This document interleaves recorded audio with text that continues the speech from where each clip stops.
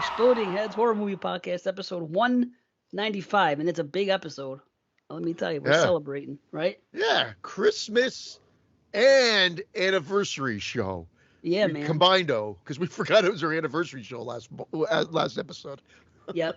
But like you said before we came on, we've done it before, and that's no surprise. We forgot, I think one day we made a joke, and it was like our anniversary, Christmas and Boxing Day spectacular, or something like that. I who knows? I might be jumbling shit together. My memory's getting like yours. Oh, fuck, don't say that. Oh, my gosh. I'm shot. I was laying in bed just a couple hours ago because I didn't sleep well, and I got up at like 5 a.m., so I'm laying there, and there's nothing to do except think because my wife, I don't want to wake her up. She's sleeping. That's the worst, though. Right. You wake up in the middle of the night and the thoughts just, and then you're just like, and it's usually about money, debt, usually shit like this. Usually. Was this a better night? Was this about Christmas cheer? It wasn't about Christmas cheer. I was thinking about something, and I was thinking about a name that I don't know how I started thinking about horror movies and whatnot, but all of a sudden I'm sitting there. It's a memory thing. All of a sudden, I'm like, why can't I remember somebody's name? And for the longest time, I'm listening. I'm like, what is it? It was Felissa Rose. But for some reason, I couldn't remember Felissa Rose's name. And I was like, I was thinking Melissa, Marissa. I'm like, what is the name? And then I remember Jonathan Tiersten. Rorissa. Right. I remember Jonathan Tiersten first. So I'm like, okay, I'm not that far gone. Then I said, okay, let's see how bad or how good my memory really is, because now I'm bugging out. I'm like, so I go through all the Friday the 13th final girls. I'm like, okay, can I remember all their names? If I can't remember their names, I got a problem. So I remembered 1, 2, 3. Still don't know 4. Let me finish my coffee, and it comes to me. I remembered 5. I remembered 6. Can't remember Tina's name in 7. And I don't know if I ever knew in real life. Yeah, their real names. I'm usually good at remembering actors' names, these ones in particular, the Final Friday girls. So I'm like, let's see how. Which one did you not remember again? Sorry, I was checking a name because as you were telling me that, I'm like, this just happened with me with an actor. In the movies that we did tonight. It's funny enough because you figured by this point I would know the guy's name, and because he's been in enough, and I didn't, and I was like, I looked it up before, thinking I'm going to be prepared, and I forgot it as you were telling the story, so I had to look it up while you're seeing it. So you forget the girl's name in part 5 and 6? No. In real life? No. Sorry. No. The only 2 I forgot in real life were Final Chapter and Tina in 7. Trish, Final Chapter, Tina 7. I forgot the names. Hopefully it comes to me by the end of the show. I'm not going to cheat, but I'm just angered that my mind wasn't working. I don't know if it's about lack of sleep or not, but it scares me when my memory isn't what it's supposed to be, because I've been having more issues lately than I have like for the past 6 months, like the last month or so. So I don't know if it's more repercussions of the COVID thing I had, or I'm just fucked up or stressed, or maybe age is doing it to me. Whatever the fuck it is, I don't like it, and I refuse to let it happen. So I have to exercise my brain, By studying Friday the 13th Final Girls names in real life. Hey, if it works, it works. Well, you know them all? No, you stumped me now because I just obviously we're Adrian King, Amy Steele, Dana Kimmel, and then I was like I would have said for sure, but I think now I'm wondering if you fucked me. So it'll be a joint thing because by you forgetting, I'm like, oh my god, what? And then I was like, holy shit, Trish, oh shit, why can't I think of it? And I know it's gonna come. I'm not gonna cheat either. I already forgot the guy's name again. Graham Spector, is that his name? Graham Spector. It's our common link, funny enough, between the 2 movies tonight. Graham Skipper, you mean? Skipper. I literally just looked it up. Spector. What is he, a ghost? Graham Spector. Or Phil Spector's cousin. Right. The biggest of the bigger. Yeah. Well, it's obviously they're related by Christmas. We're doing the Leech, and we're doing Christmas Bloody Christmas later. But he's another common link between the 2 films. He's in both. I know he's in the Leech. He's father, whatever, and he's the boyfriend or husband of the girl's sister. Very small role. No, the fat guy? Yeah. He was fat in the fucking movie. He was fat. Oh, he must have gained 30 pounds between the Leech and Christmas Bloody Christmas, because that guy to me not looked fat, but looked hefty. The guy that just comes out just for a second, and then he says, "I didn't," and he was being too loud. They told him to shut up. That part when the killer Santa was outside. That's fucking Graham Skipper. He was about 30 pounds heavier than he was in the other. I'm fucking losing my mind. Well, I gotta take pictures of that. Yeah, that's our review. It's his weight. and how it shifted between two films that came out in the same year. Maybe one is Graham Skipper, the other is Graham Spector. It's really two different guys.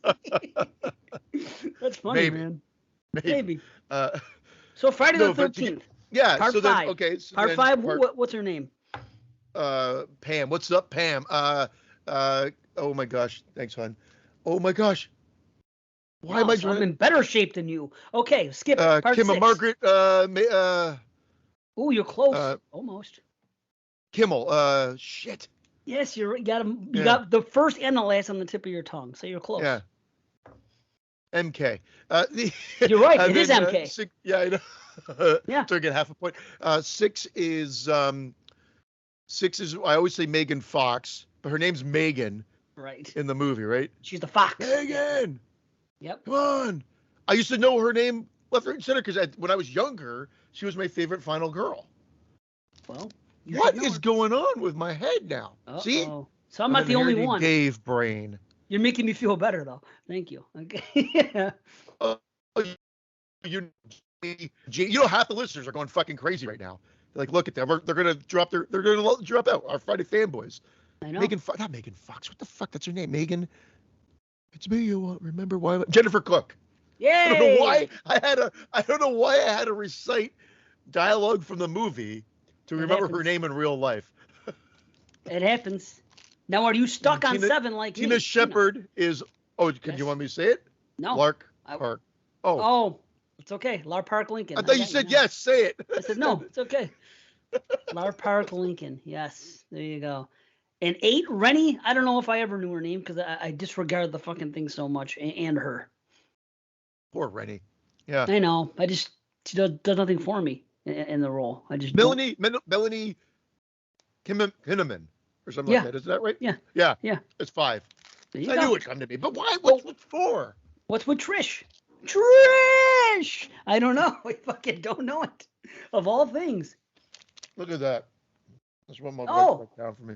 You had a McDonald's. I had a Tim's. How about that? I know. I just got this right now. Wow. I made myself regular breakfast, but I got up early to get ready for the show. Oh my God, I got stuck in my throat. And because I was telling Dave right before the show that we had some people over last night. We haven't had people over other than family for a long time. So there's some drinking going on, which is like half wide shut. Sorry. Boy, do I kill myself.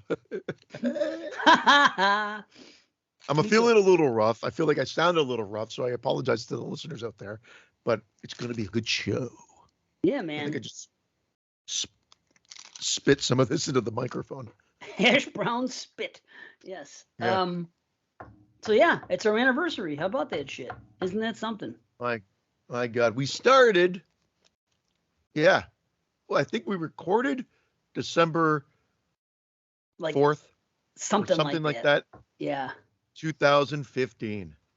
Yeah. Oh, fudge. Yeah. 7 years. Yeah.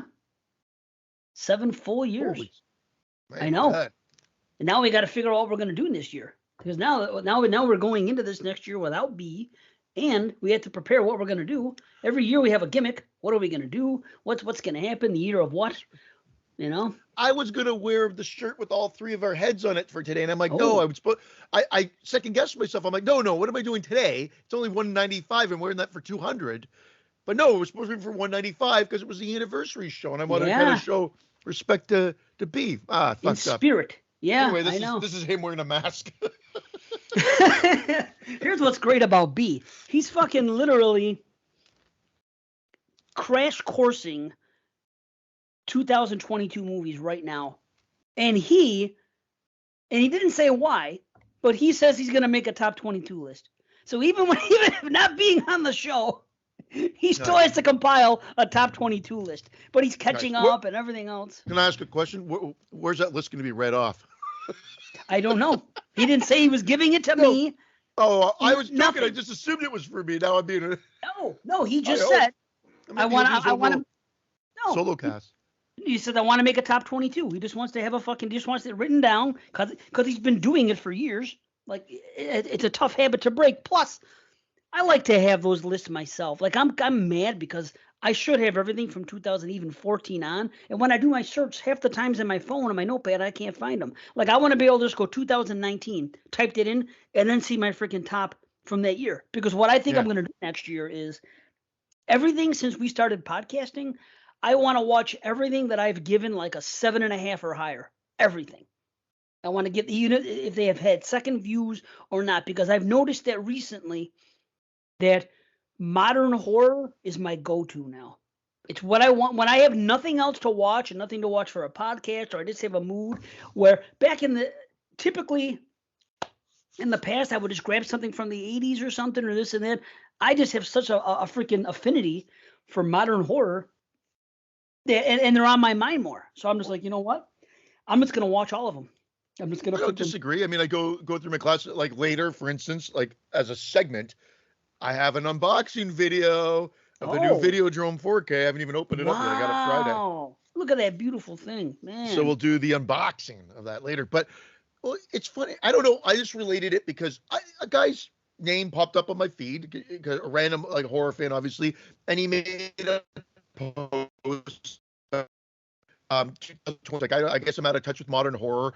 I've been recommended X, Pearl, Barbarian, and something else instead. I didn't like any of these. And there's a whole slew of people agreeing with them. I saw. And I'm like, what a sad state. I know. I noticed you posted after. Commented. Yeah. So did comment. So did I. Nothing negative. I just said I love them all. All great flicks.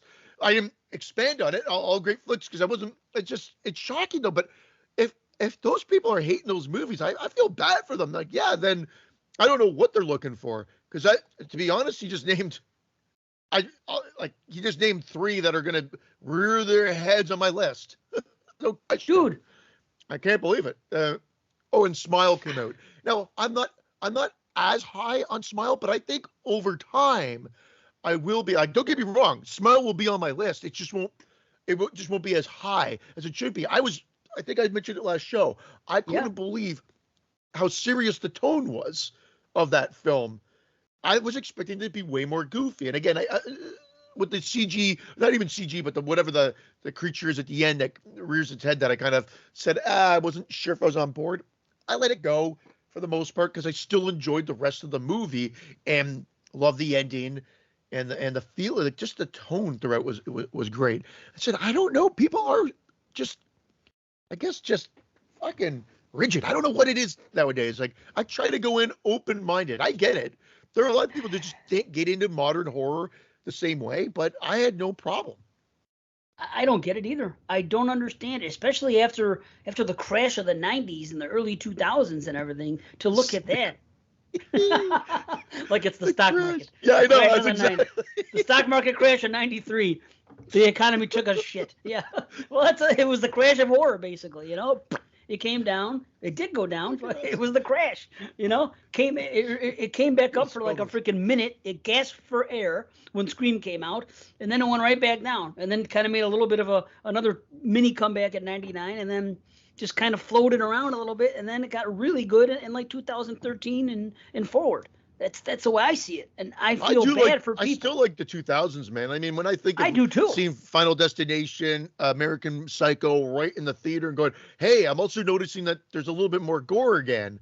All of a sudden, it was like that was like the turning point where gore seemed to be kind of upped a little bit more. And it was like all those movies that we saw cut. I mentioned on the show before, Breaking New Ground. It's just all of a sudden it seemed like you're seeing a little bit more.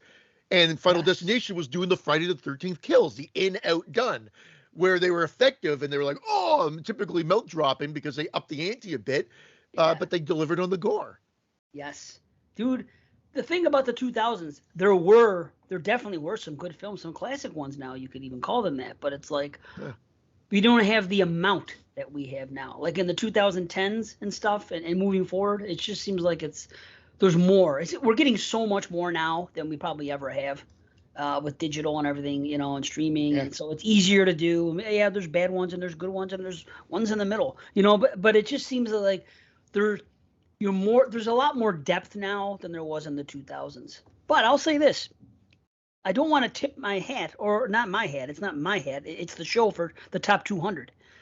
Yeah. There's going to be some surprises as to obviously the movies that make the list, but the way the decades are. Because what I did was after I figured everything out, I did all kinds of stats. I did top 50, top 100, decades for everything. How many movies from who were the top directors, who were things like that. Some Are we talking about that on the last show, or is that just going to be posts that you do after the shows? That's going to be on the show, because this is what I figured. Because we'll do it this way: top 75. The first show was going to be 75, so 200 to 126, and then the next one will be the next 75 all the way down to whatever 150, whatever the hell it is, and then down to whatever it is 51, right? Wait, does that make sense? Either way, we'll just make it so that's the top 50 for the last show. Yeah, bottom line is we need to do. Right. The last show is going to be top 50, so it's less movies. They'll probably get a little more 75, 75, 50. You got it. But then you add on the list and this and that. So I was like, this is going to make it all these stats that I've been compiling, looking at. I'm like, okay, I'm curious. How many of this? How many of that? What was the first appearance of a movie from this decade? How did this happen? And ultimately, people are going to be very surprised at the representation of the decades. I was surprised, but 90s comes out supreme. I'm not saying nothing. I'll say this though: it's a very Dave Z list. The people that listen to the show and the people that we know. Fuck the listeners. I just got you. I'm telling you, man, they have a lot of similar taste to me, because a lot of the stuff that comes up, I don't know. Like, I think if another podcast were to do the show, some of these movies wouldn't be there at all, much less in the top 100. I could be wrong, but I'm like, and then because some of these, I'm like, boy, this is really high regarded. Not knowing it, I'm like, boy, I can't believe how highly regarded this movie is. I knew a couple people liked it. Like, I know this guy likes it and this guy, but I don't hear anybody talking about it. And apparently, like The Witch. Wow. Like, don't get me wrong. I know The Witch is on a lot of people's list, but you love it, and Jamie loves it. And I know, even Brandon, I think, mentioned that he was up there. And I'm probably the lowest on that movie. Don't get me wrong. I think it reared its head on my list, but not where most people may have probably had it. I think if I had it on my list, it was in the 90 to 100 range. Well, I'll tell you this. You know where it is for me, because we did our top 20 show. Of course, things change. Yeah. But at the time, I put it at number 20. I said, number 20, I can't go higher yet because I need the test of time, and I've watched the other movies for so long. I'm not going to, say where it was yet, but I'll say this. There are people, at least 4 or 5 people, that have it much higher than I do.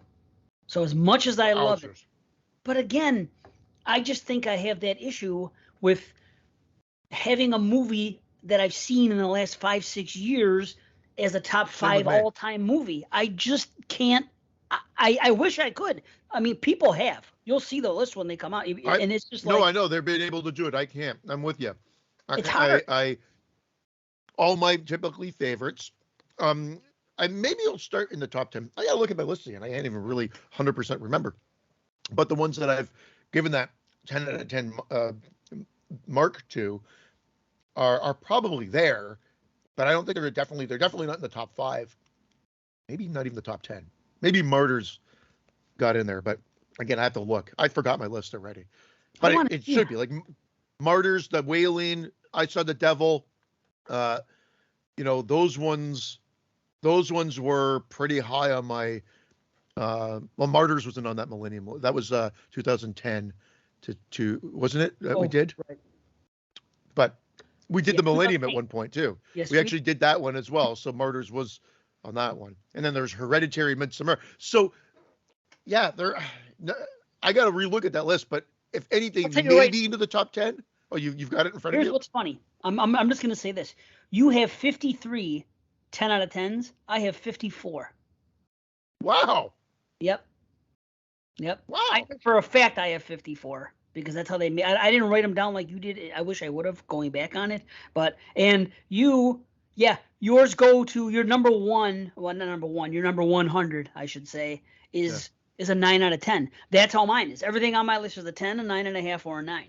And there's more. And it's very hard with those 9s because there's way more 9s Like I had a shit ton of more 9s, and you're just trying to think of, okay, that's where I had to pick Desert Island. What do I want to see again? And what would I want to, like, if I had to take these, 100 movies, what would they be? And again, funny, that's where it gets in the weeds, because I take the Friday the 13th collection, but you can guarantee that Jason Goes to Hell, Freddy versus Jason, whatever, are not on that list. But you know what I mean? But we talked about it. As a fanboy, I'd want to take that collection. I know. And not break it up. Same with Nightmares, same with Halloween. I want the ability to watch them all. Even though I know there's some turds, ship breeders, as we like to say, on in the mix. So I don't know. But it's and that didn't work. And I did see. I think I saw it. I glanced at some of those lists, not all, but just some, because I wanted to be surprised. And there's a lot that, like, people took it the way that we wanted them to take it. Put your faves. Nothing's off the table. So if Halloween 5 or 4 is what you want to have on there, so be it. Well, and if you want to see the lists, everybody's list, I'll show them to you. It's not really gonna be a spoiler for the math that I had to do. But if you want to take a look at it now, just to get an idea, I'll send them over to you anytime. Because what I intend to do on the show is just announce everybody's number 1. It's as deep as I can get. I mean, what are you gonna do? Yeah, it's. I wish we had more time. I wish we could do, everybody's top 20 or top 10 or something like that. But I mean, they could be rattled off, I suppose, at the end if we really wanted to do that. But I guess it depends on time. And again, we got to figure out how that's going to work, with time. I'm excited about it. That's the funny thing. We have next week, which is going to be the freaking top 22 of 22. And then that's show 96. Then we got 97, 98, 99, where they're just like in between episodes. Like all the focus, all the excitement of 200 is what I'm thinking of. So the other ones are just kind of there. I'm like, okay, we'll do what we do, but it's fun. That's fine. Yeah, no, what we're going to do, I don't know. What we're going to do next year, what's going to be the gimmick, I don't know. It's something to think about. Could be anything. Maybe we could do something like blind spots or something, like movies that we've never seen or some shit that we always wanted to see. Do they have something else? Or at least that I think I haven't seen, because sometimes that's happened, right? Or I think I've seen it, and then I realize, oh shit, no, I haven't seen that. And then we've gone on the show already, and it's maybe I've listened back and went, I don't know if I did actually see that, but you think, oh, there's no way I missed that, right? But then as your mind's reeling as we talk to them, I'm like, wait a second, am I thinking of the right movie? And that's happened. That's happened before. Blind Spots is good, and it could still be like old and anew, because some people say they made that formula. We can revisit that. We don't have to be set to any. That's the great thing about it. We don't have to be set to anything. We could use Blind Spots as a catalyst. What's the problem? We tried to do old and new. Yeah. What was it, 2021 or 2020? And then we found ourselves forced to watch any new movie that came out, and then we found out we weren't really having fun with the new ones. It's better when we can choose. Like now, that's kind of what we're doing. It's better wait until the end of the year. It's almost the second half of the year is better, because you've got that pent up, those watches that you did or didn't do before. Because again, a lot of my ship readers on my list of 100 and something movies that I've watched for 2022, specifically of this year, were a lot of those ones that came out at the beginning, like Rucker the Trucker or whatever, and just Rucker fucking, the Trucker. Yeah. Is the title of a film. That's actually not one of the worst ones I saw. I think it was Heather and Scott had talked about it and thought that was garbage. And I actually thought that was slightly better than some of these other ones that I was just like scratching my head going, what the fuck am I watching here? What the hell is going on? Are we talking about the worst list? Is that going to be on the last show too?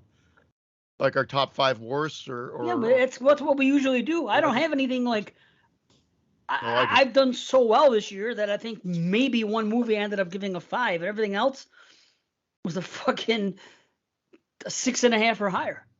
And the one that I gave a 5, I was actually on board for the first half, and then I lost everything in the second half. And it was one of those things where I appreciated the artistic merit of it, but because it didn't make a fucking lick of sense, and it angered me, I'm like, well, you're a 5. You mentioned the movie now? You're a 5. Or do you want to save it for the show? I don't give a shit. I got to see what the fuck it was called. Hold on. What the hell was that movie, that 5? I got to go to my list here. As long as, and while we're waiting, I'll say this. Speaking of the top 200. While we're waiting on you. While we're waiting for me to look at my list, I'm going to talk about something completely. Well, because I gotta rifle through. So as I'm going through it, I'll be. I got you. I'm sorry. That's what I'm saying. While I'm waiting to see what's gonna pop up at me, there's only one movie on the top 200 that I haven't seen. One. That's it. So So I'm happy about that, and I've avoided it intentionally for years. I'm going to watch it now, but I ain't avoided it for. I wonder if I can guess it. Is it a monster movie? The reason I avoided it, you won't be able to figure out. It's got something to do with me and my fucked up fucking phobias. I hint, don't. But it's freaks. But I'm not saying nothing. I'm not saying nothing. I'll tell you what, though, by saying that, you are on a good path. But anyway. Okay, where was I? So what's this movie called? Okay, it was called Dawn Breaks Behind the Eyes. Give it a 5. Oh, fuck, I haven't seen that. Dawn Breaks Behind the Eyes. This is kind of fun. Who gives a fuck? Why wait? Because, again, I'll bring him up again. Maybe something will change by that point. I might as well just name, I went off a little bit, and then I felt bad about it. We talked about it on the show a little bit. I couldn't shut up because I guess I was trying to back Vamp, or so whatever it was, so Vam. That one I skipped. By the transgender director, and that's still, it's not the bottom of my list by any means, but it was close. So, to be honest, I gave the honors to Firestarter, the mainstream Firestarter remake. I just thought that was abysmal.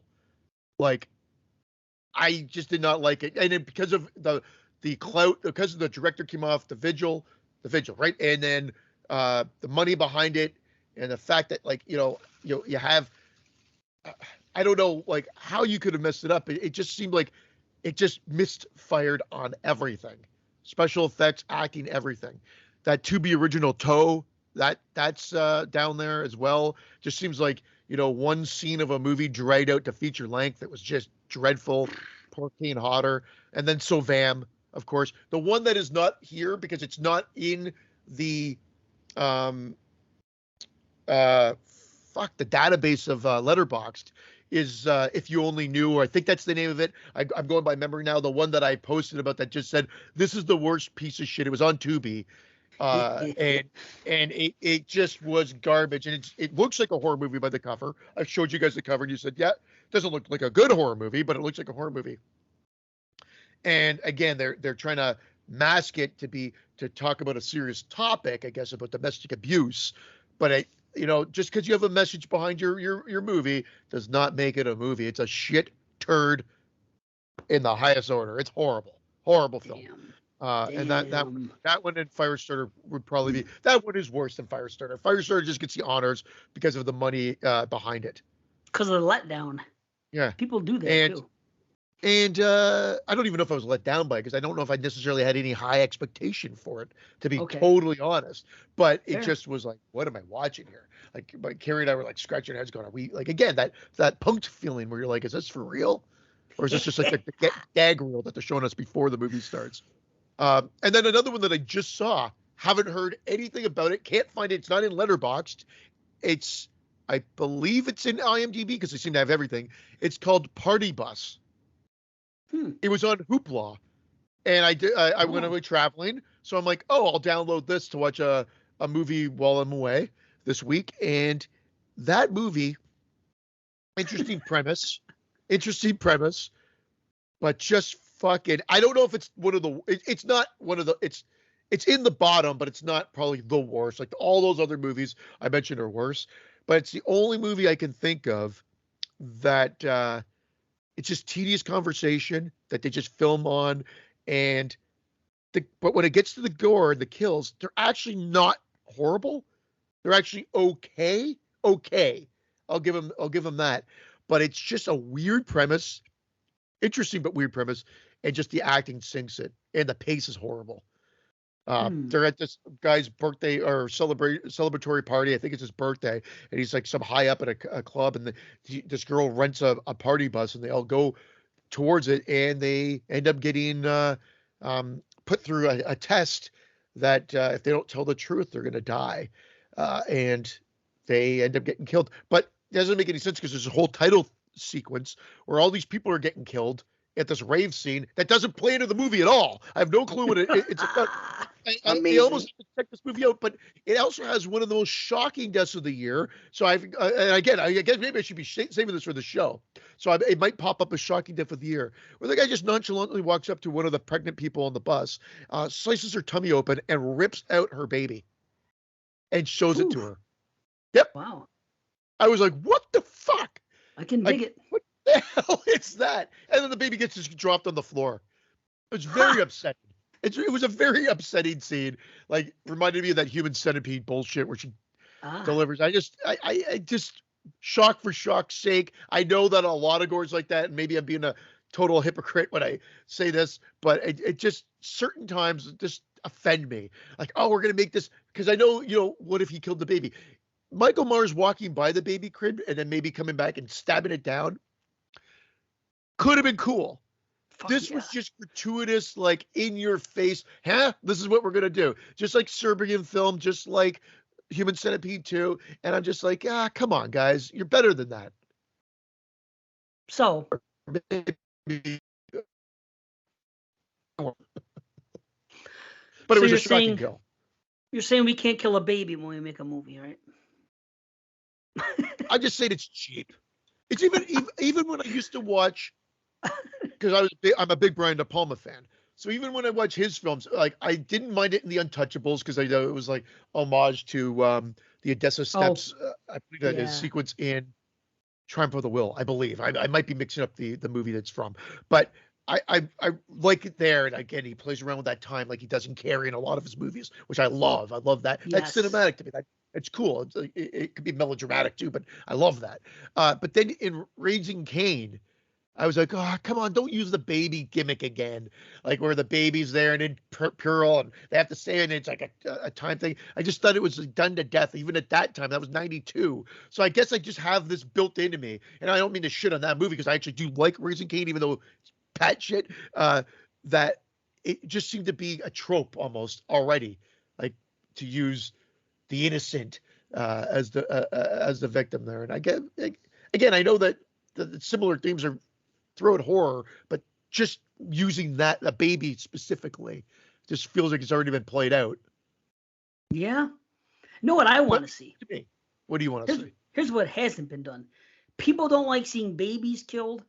People don't like seeing dogs killed. I want to take it a step further. I want to see a fucking puppy killed, ripped out of the fucking uterus of a dog. How about that? No one's done that shit before. Well, then maybe party buses for you. I don't know. Not that happens, but I mean, no one's done it. Think about that. No one has ever killed a fucking baby dog, a puppy, an in utero puppy. Imagine that. Well, why? Because no one's done it. That's fucking why. It'll be remembered forever. Think about this. I always say this when we review movies. If they would have done this 10 years from now, 20 years from now, people will still be talking about it, as opposed to just being another fucking horror movie in the glut of fucking, in the sea of fucking horror movies that in existence. Your movie will stand out if it's a good movie. Yeah, but it'll be a death sword service. That's exactly it. I don't mean that. You've got to have some. Yeah, you got to have some other weight to it. Okay. I want a good movie, like a fucking movie like The Witch. And like The Witch, in Forrest Gump, if suddenly he's like, he just takes out a knife and just chops right into a dog and pulls out his dead or his puppies, like a string of puppies, like on like sausages. Okay, we can do that too. I just no one's done that before. No one has killed a baby dog in utero, a puppy. Seriously. Or a cat. I don't want to see a fucking cat fucked with. I can't fucking do that shit. Matter of fact, there's a movie this year which gave me the most disturbing scene I have ever seen in a fucking movie, and I will talk about it in the top 200. But it was nothing has ever disturbed me in a movie as much as fucking that one scene in a movie from 2022. And if you, I think I know because you mentioned that there's a scene. I haven't seen the movie. I have it. I haven't seen it, and it's on my list to watch. I forgot that I hadn't. It wasn't there. I think I know what movie you're talking about. Okay, well, it fucks me up. And the Foreign, second right? time yeah. And the second time I seen it, I just didn't watch it. I turned my head. I did a little fast forwarding. Luckily, I knew it was coming, but that was fucking traumatic for me. I fucking did not know. I'll talk about it more in the top 200, but man, fucking, I've never been shooken up. So now I do understand. But the way this was done was just a lot like I laughed when the cat got killed in fucking Benny Loves You. It was quick. Boom. Whatever. Benny killed the fucking cat. That didn't offend me as a fucking cat lover. But when you do it a certain way, yes, it does. Now, if someone was to rip out a cat or a fucking dog in utero, yes, it's serious, but you know that it's so fucking outrageous that, I don't know. Like, I don't think that would happen in real life. You know what I'm saying? When something is portrayed as something that could happen in real life, like in this movie, and something that I would wager has happened in real life, then okay, now it's disturbing. But when I see it in a cinema type fucking setup, it's different to me. That's what I'm saying. Not even Goofy. Like Goofy is just comedy. That's one thing. But just done in a way where like, okay, you're not gonna fucking see that again. Like what you even see in a Friday the 13th sometimes. You know that fucking. You know, you're not going to sever a fucking head with a machete. Doesn't happen. But you accept it and you love it. And it fucking makes you jump up and fucking, yeah, fucking a head rolling. You know, you like that shit. But I mean, to see Goofy is Goofy. Even like a movie like Machete, when he fucking rips out the guy's intestines and fucking swings on him and goes in the thing and does that fucking Tarzan thing. I mean, that's taking it too far. But, you know, if you cut somebody slowly and do it and it's bloody and you rip out their fucking intestines slow and like, make it look like a real thing now that works. That's the difference. And that's the kind of movie I'd like to have where the fucking gore, it might be shocking, but it's shocking in a way that it's going to have an impact on you. It's not going to be, see, like when you talk about your movie, the thing with the baby, it was probably, did it look a little goofy when they did it?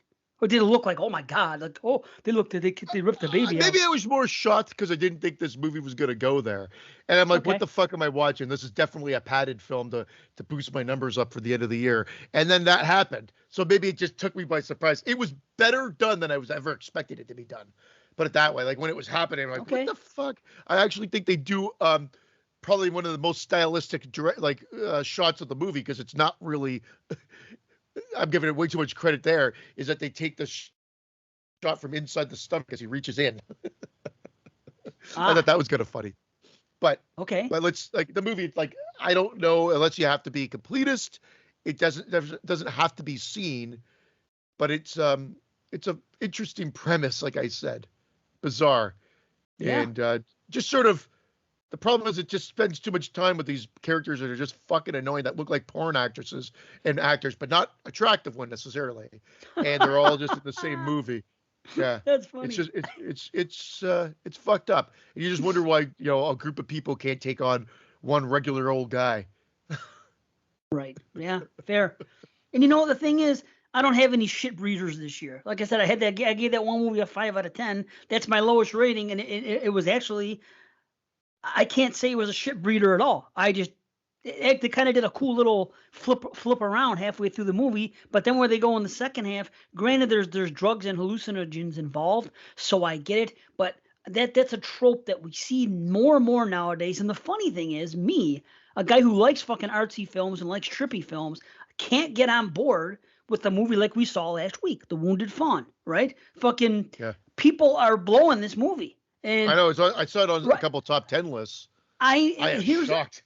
And you would think it's up my alley, but it has to make fucking sense to me. I like trippy visuals. I like whacked out shit. And I like stuff that's shot well and everything else. But have it make fucking sense. And this is something I've noticed. Too many movies halfway through the movie, I noticed, they take it to this other level where, okay, it's just evil for evil's sake, I guess. And let's put it out there and say, okay, and you can interpret any way you want. It's just not enough. Like, one of the movies we're going to talk about later, I interpret something as saying, okay, I came up with my own conclusion to fill in the blanks because I liked the movie, but the blanks I'm filling in aren't major. It's just like, okay, why did this happen? What do you think the reason is behind this? And I'll say it, but it isn't like I feel like I have to defend the whole fucking movie, because some people will watch the same movie and think it doesn't need an explanation at all. And I'm not saying it does. I just like to fill in the blanks, and that's what. And when we get to that, we'll get to it. But I don't know. I don't get these movies that are fucking. And I love artsy movies as much as anybody, but just like that one we talked about a few years ago, which you couldn't make fucking heads or tails with. What was that one? Agazusa, right? Oh my God. Everybody loved it. Not everybody, but you know what I'm saying.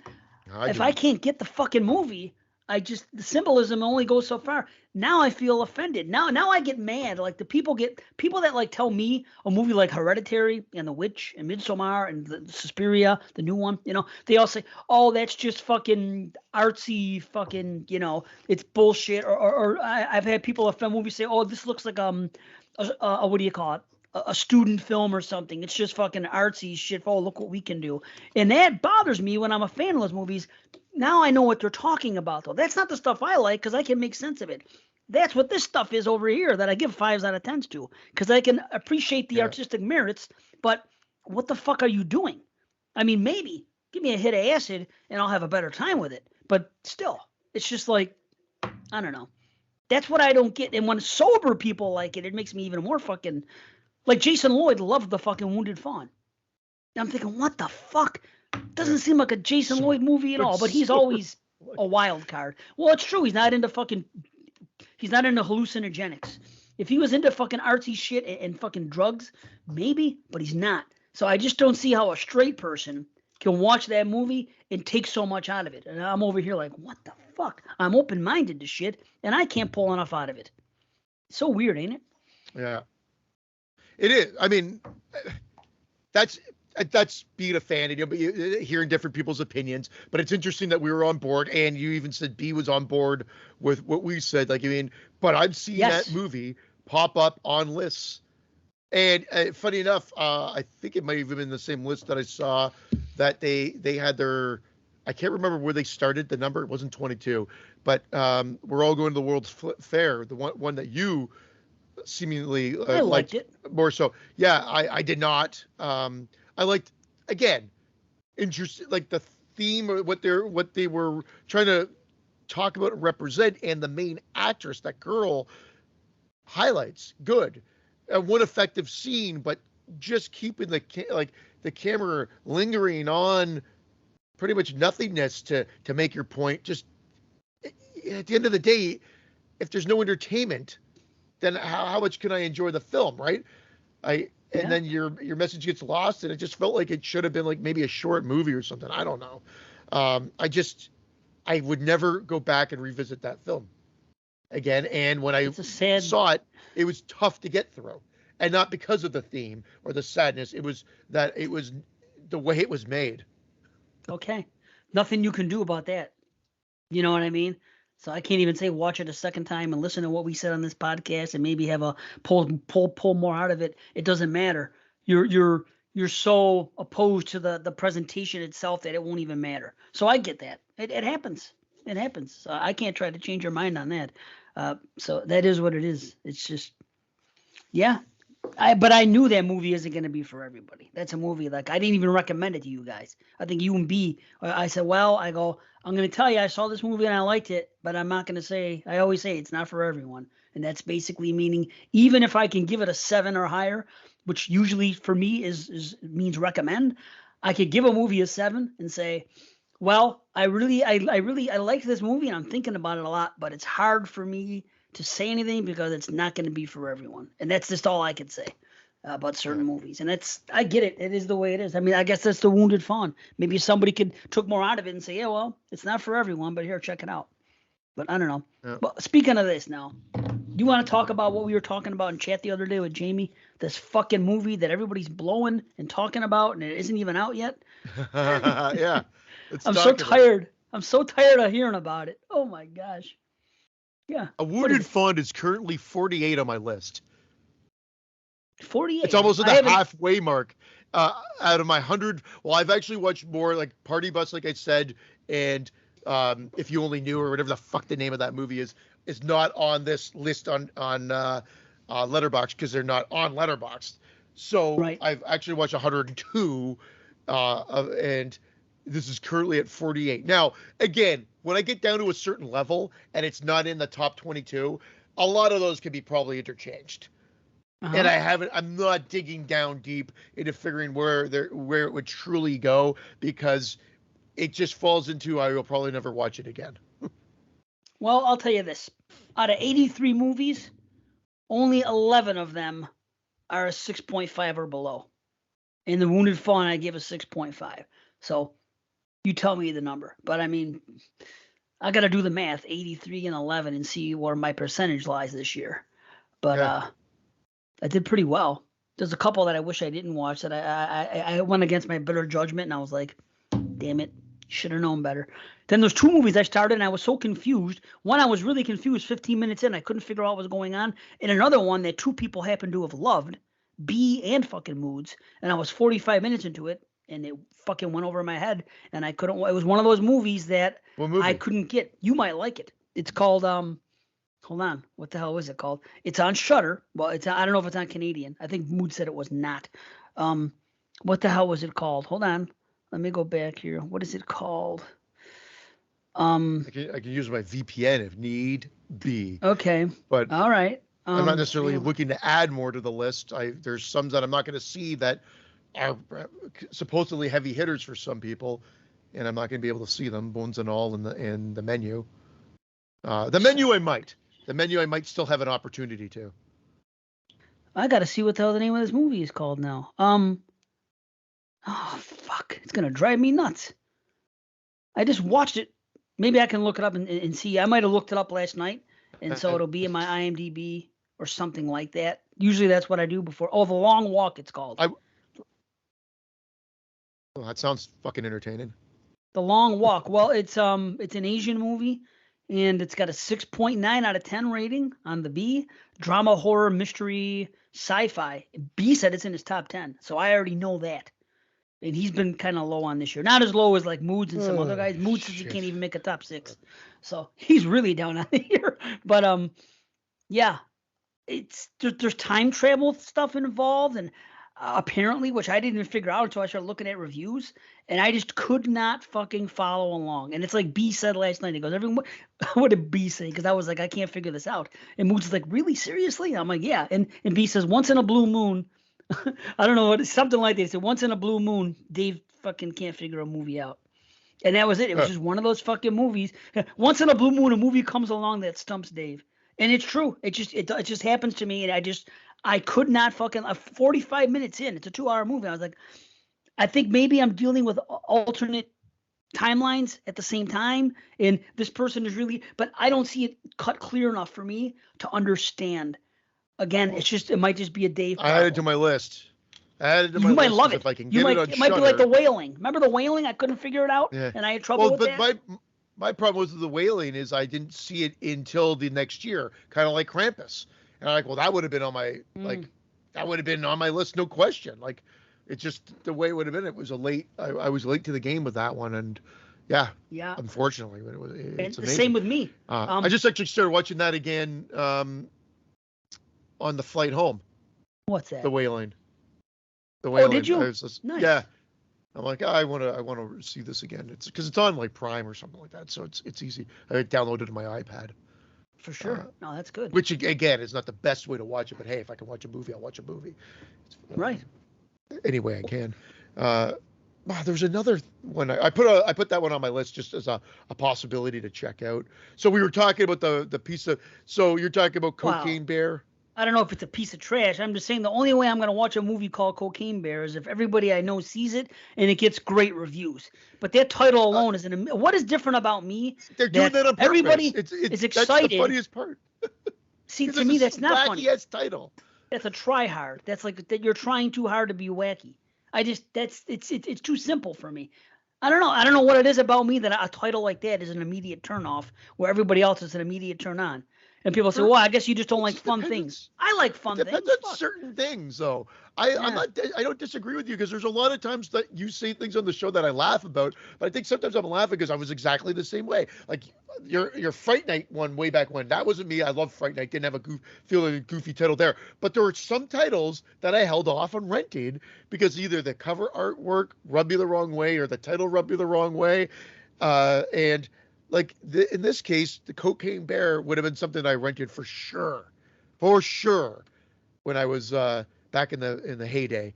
VHS Maybe as a days. trauma movie, like Rabid Grannies or some stupid shit like that.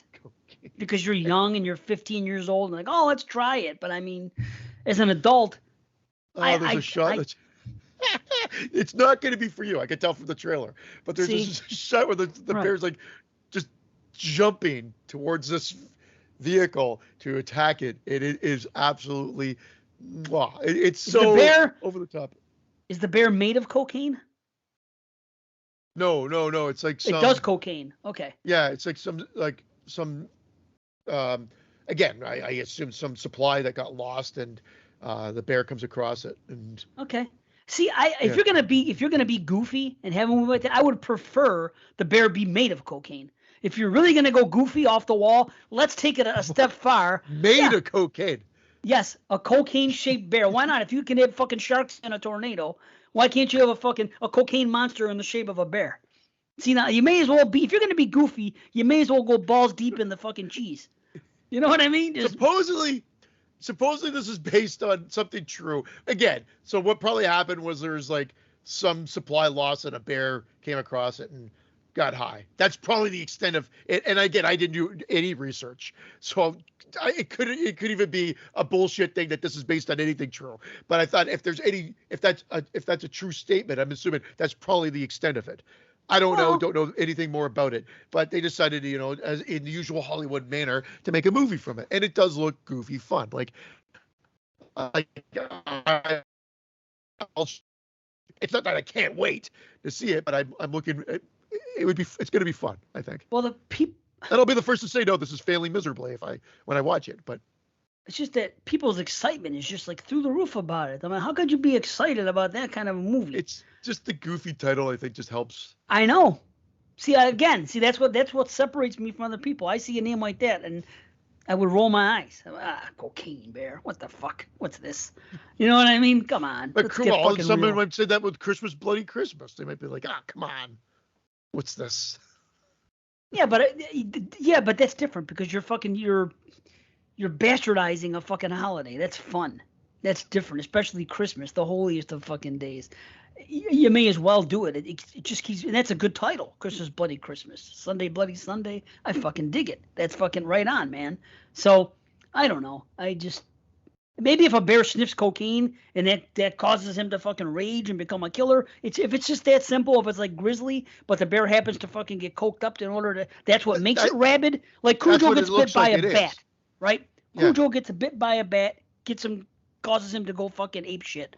Now, if a bear stumbles upon a tent and there's food there and happens to fucking get into somebody's coke stash and it makes him go crazy, fine.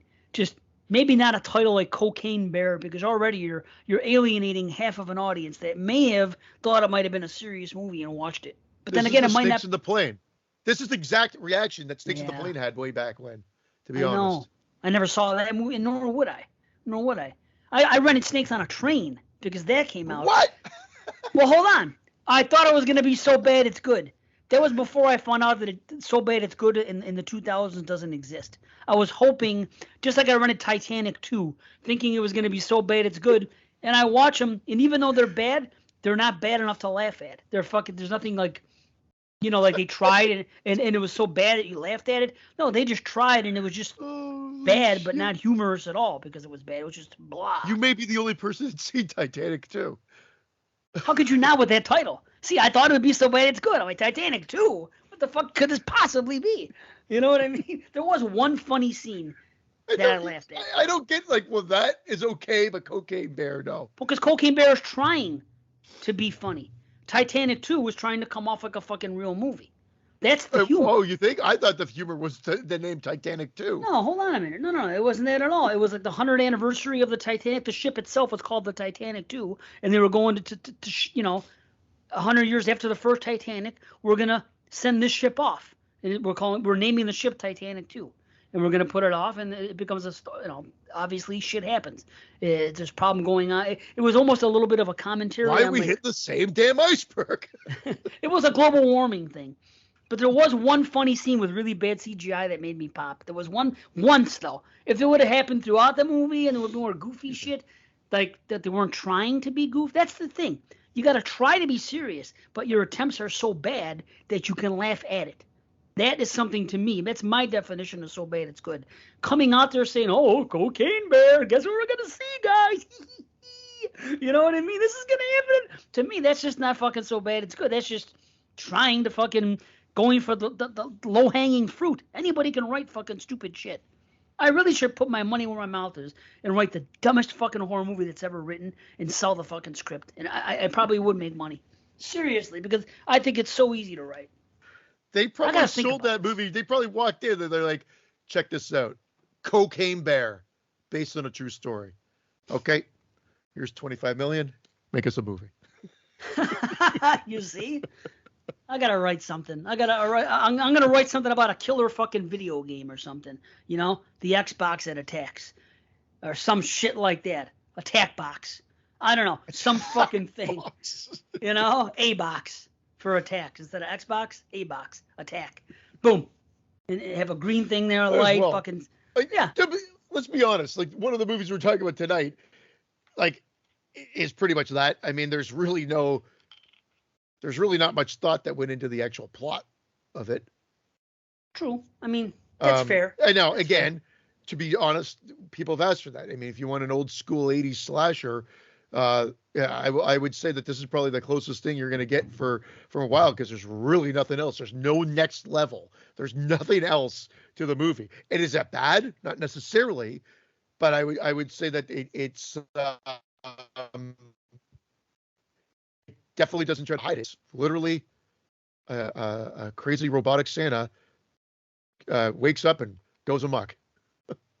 True, but when we get to that, I'm going to say something about, cause if they could make it, it's close to an 80s slasher in a way, but it's just like Terrifier and like this and other ones. There's something different. There's something that is so simple that they did in 80s slashers that they could just make it so simple now and do it that way with the problem is it would have been. They're hiding around the gore a little bit because of the. Well, we'll get to it.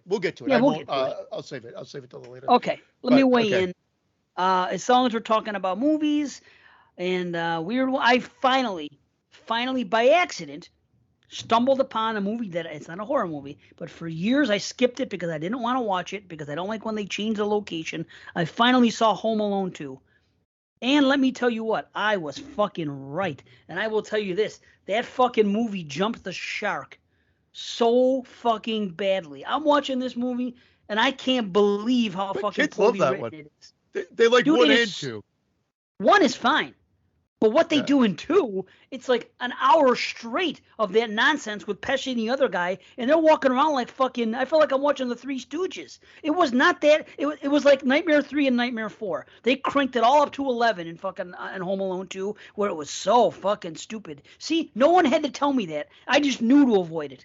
See what I'm saying? I just happened to stumble upon it. I was somewhere else where I usually am not, and I didn't have anything but TV. So on one channel I had Home Alone 2, and the other channel I had fucking what the hell else was on there? Edward Scissorhands. So I'm flipping back and forth when the commercials were on. I was going between them, and I actually found myself enjoying a little bit Home Alone 2 for a little bit. So I stuck with it. And then I started watching it, and then this happened, and this, and they even made this one part with when they tried to redo the paint can things, and then they did the thing, and they walk, and they go, no, he's not gonna get us this time. Let's pretend we got hit, and made perfect sense. Then how would he know that they were faking it? He takes a big fucking two, and then he throws it down, and it's so fucking mindlessly stupid. It's just, it's an insult of intelligence. Did you watch the first Home Alone in the theater? Because I was out, and I was of age. I was older at that time. I was 16 when that came out, I believe. I think it was 90, right? And I remember not wanting to go see it. I was always about those type of movies, and for whatever reason, I didn't go see that in the theater. And again, that's another one. I liked it, and now as I've had kids, I've grown to appreciate it more. But the first time I watched it, I wasn't blown away by it. I was just like, it's not made for me, and I wasn't. And it's okay. No, but I like it now. I do like it. Is it a must see for me? I think the kids will watch 1 and 2. They've even ventured off and did 3 and 4, which they've all openly admit are horrible, because those are the ones that jumped the shark in the official sense of a new kid and everything else, and just like total cash-ins. And I'm not saying 2 isn't a total cash-in, but at least it tries to keep the it's the same cast. And so that's the connection at the very least. Well, Pesci wasn't in it, right? 3 and 4. No, like no one was goodness. in it. Well, after from 2, any of the other ones. That was the worst thing Pesci ever did, and he kept walking around going. They turned him into a fucking cartoon character. He wasn't like that in part 1. He just wasn't. Well, he kind of was. Yeah, kind of. Just like, again, It's like Nightmare 3, Nightmare 4. Freddy says bitch once in fucking Nightmare 3. All of a sudden, every fucking line in Nightmare 4 is bitch. And everything, I'm telling you, it's the same thing. They cranked it to 11. And people don't understand that to make a good sequel, yes, they're expecting a little more of this and a little more of that. And I get it, but do it with good writing. Make the writing just as good, and maybe crank it up a little more. Fine, to a degree, not to a fucking 11. I think it was the same writer. I actually think it was Chris Columbus. No, right? And that's what I'm saying. That did it. Just like Ghostbusters 2, I finally watched that a couple years ago, and I was like, I presumed right about this one too. This wasn't nearly as good. And fucking, I can't believe the same people that wrote this. They did. They probably wrote it quickly and got it the fuck out and did what they did and pulled a fucking John Carpenter and got drunk and wrote it one night or something. I don't know. Bottom line is, I was right to avoid that fucking movie. I was just like, I don't know, how fucking stupid. Anyway, enough. Yeah. Chris Columbus directed it. John Hughes wrote it, which I think John Hughes wrote the other Home Alone as well. Well, Home Alone. So John Hughes, your Breakfast Club. He can't do kid stuff. He just can't. He just it's because it got too kiddie. Meanwhile, where is his fucking family? I know he's lost in New York.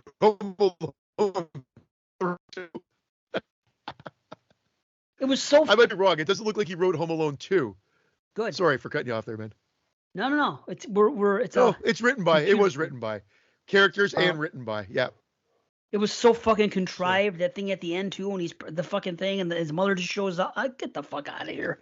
I don't know. I'm not saying that Home Alone 1 was a masterpiece. It's a good movie. It's a pretty good movie. It was something that used to be a tradition to watch on Thanksgiving night after football, until they took that away and gave us another football game, bastards. But they used to be fun. It was like the kickoff of the holiday season for me. Used to like watching that. Now, I haven't watched it in years. Would I watch it if I happen to be somewhere and it's on? Yeah, but part 2, no, that's a one and done. Fuck that shit. So now, I think my son just went through the Santa Claus. He watched Santa Claus 1, 2. I think he started 3, but those are another series that kind of just took it too far, because there's a show now, like everything on Disney. They're making shows of some of the classic things that they did, like the Mighty Ducks. They have the Santa Clauses, which just came out, and it's a season.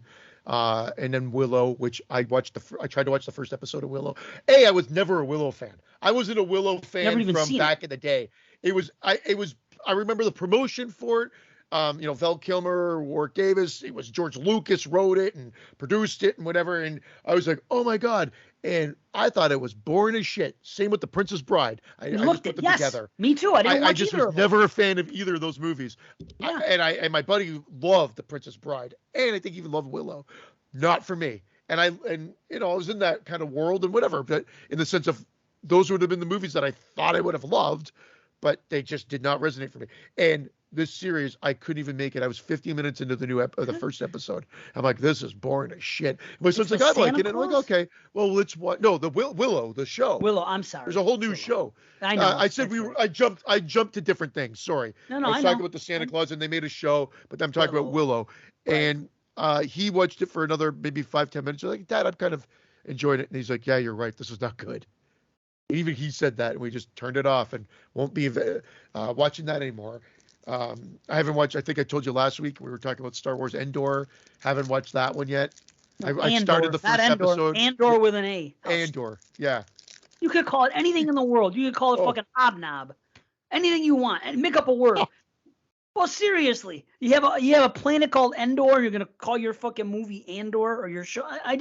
How the fuck are they that uncreative? I don't get it. I got a trivia piece for you. It relates to tonight, so I'm not. It's guess what automatically subtracts half a point from the movie Christmas Bloody Christmas for me before we get into the review. Guess what think automatically? Of the answer? Yeah, it ducks half a point from the overall rating of Christmas Bloody Christmas for me. And Unlikable characters. No, I told you that. Too many F-bombs. And I rewatched it. No, although both, you're valid on both of those. Okay.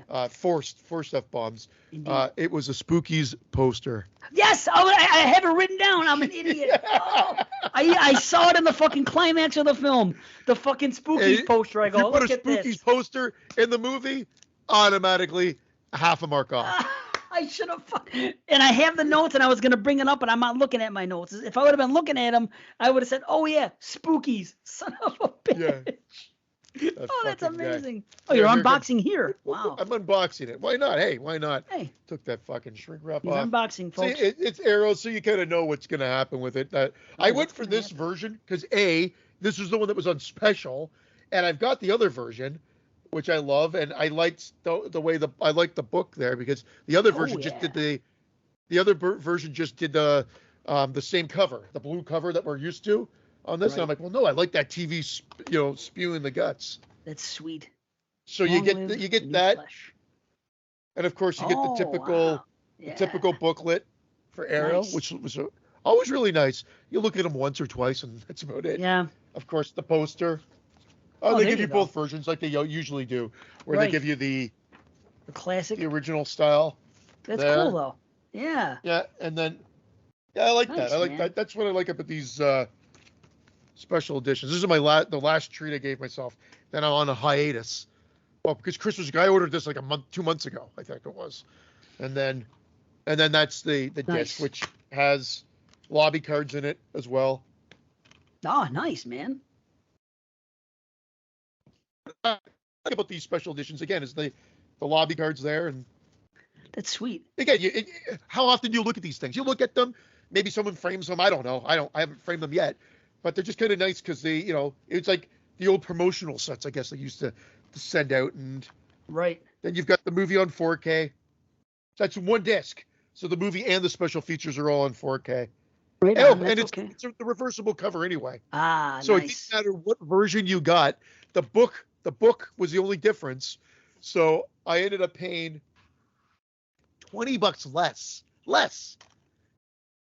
Because this wasn't the cover that was shown in the actual thing, and that's you could just crazy. flip.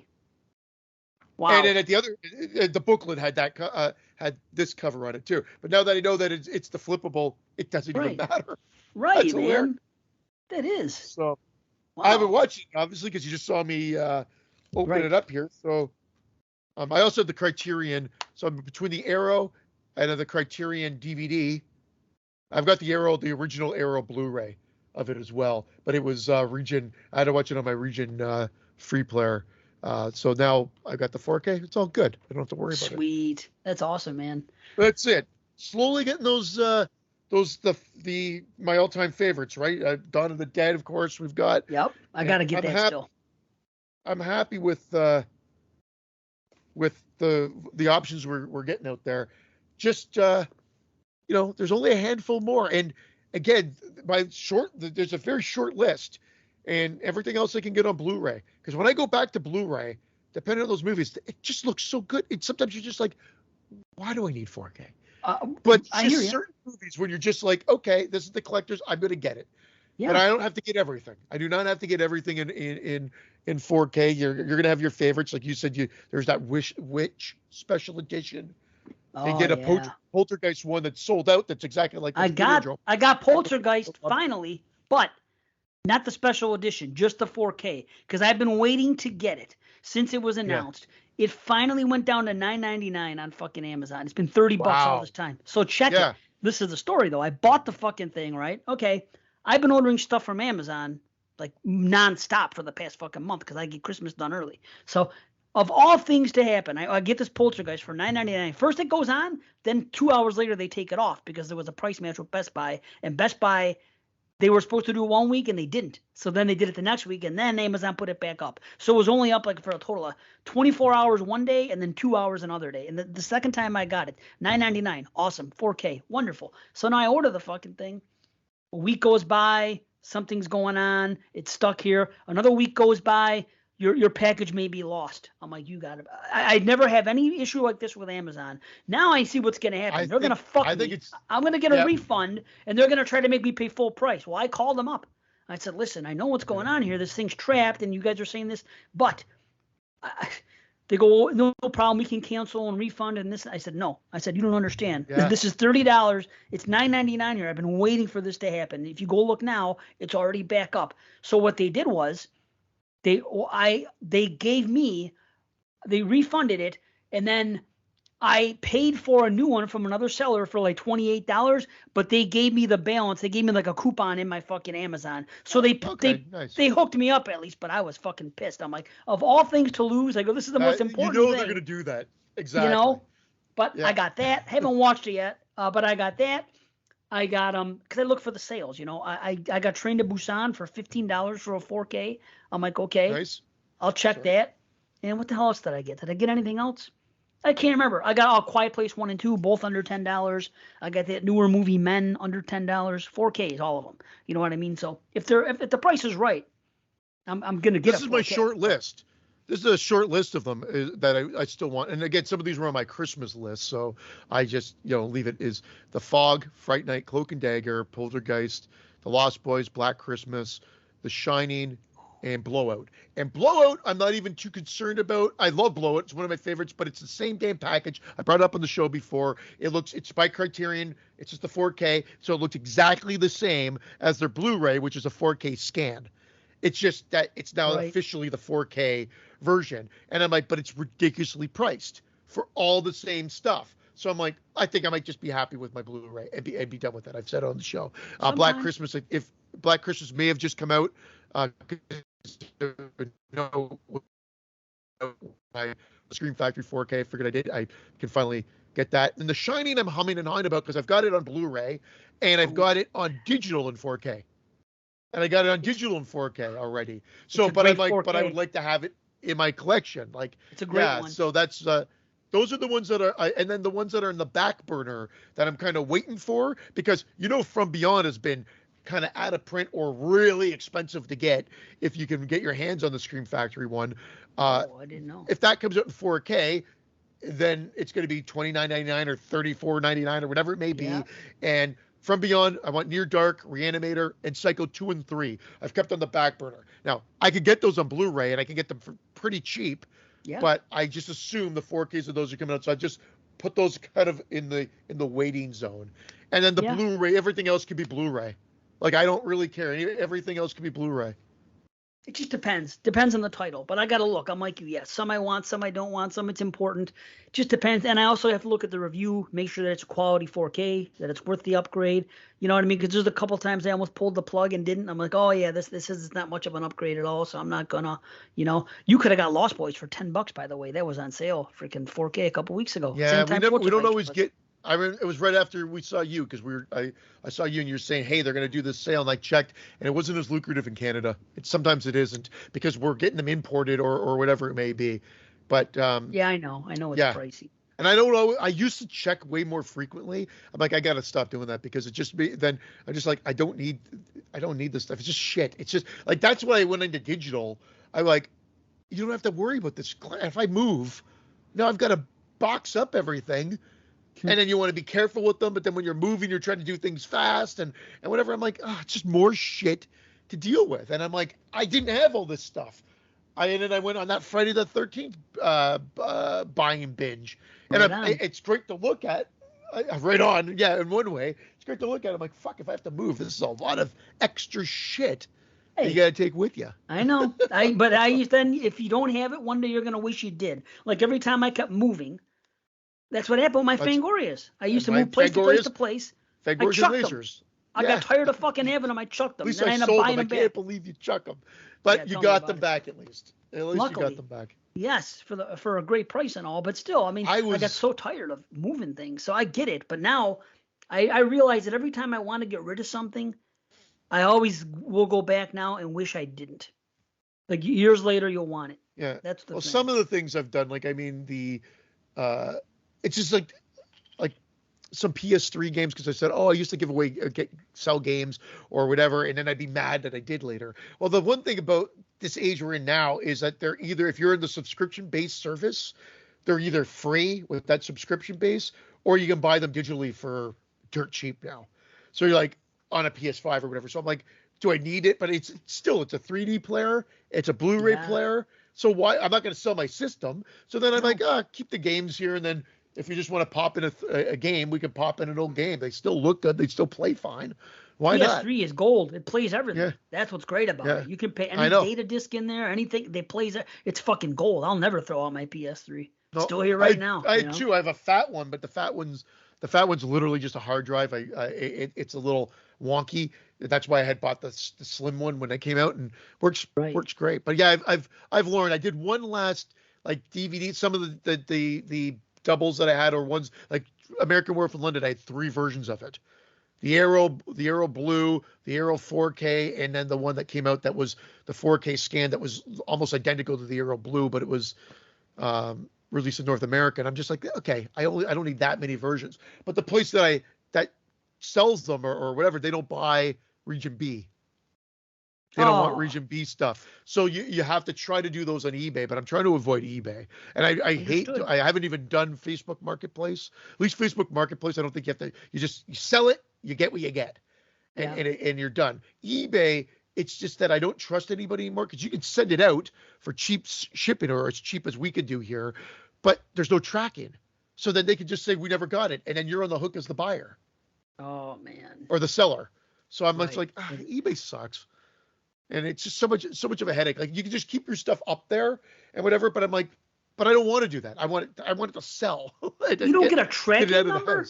Dude, if you print it, you're shipping at home. You can for 15. The cheapest is like $16. Even if you print it at home? Through eBay? Oh, well, you save a little bit, but you don't save that much. Like, you have Media Mail. Does that give you a tracking number? We have Media Mail, and I think you can get a tracking number. It's the cheapest way you can go too, but I think you can get tracking.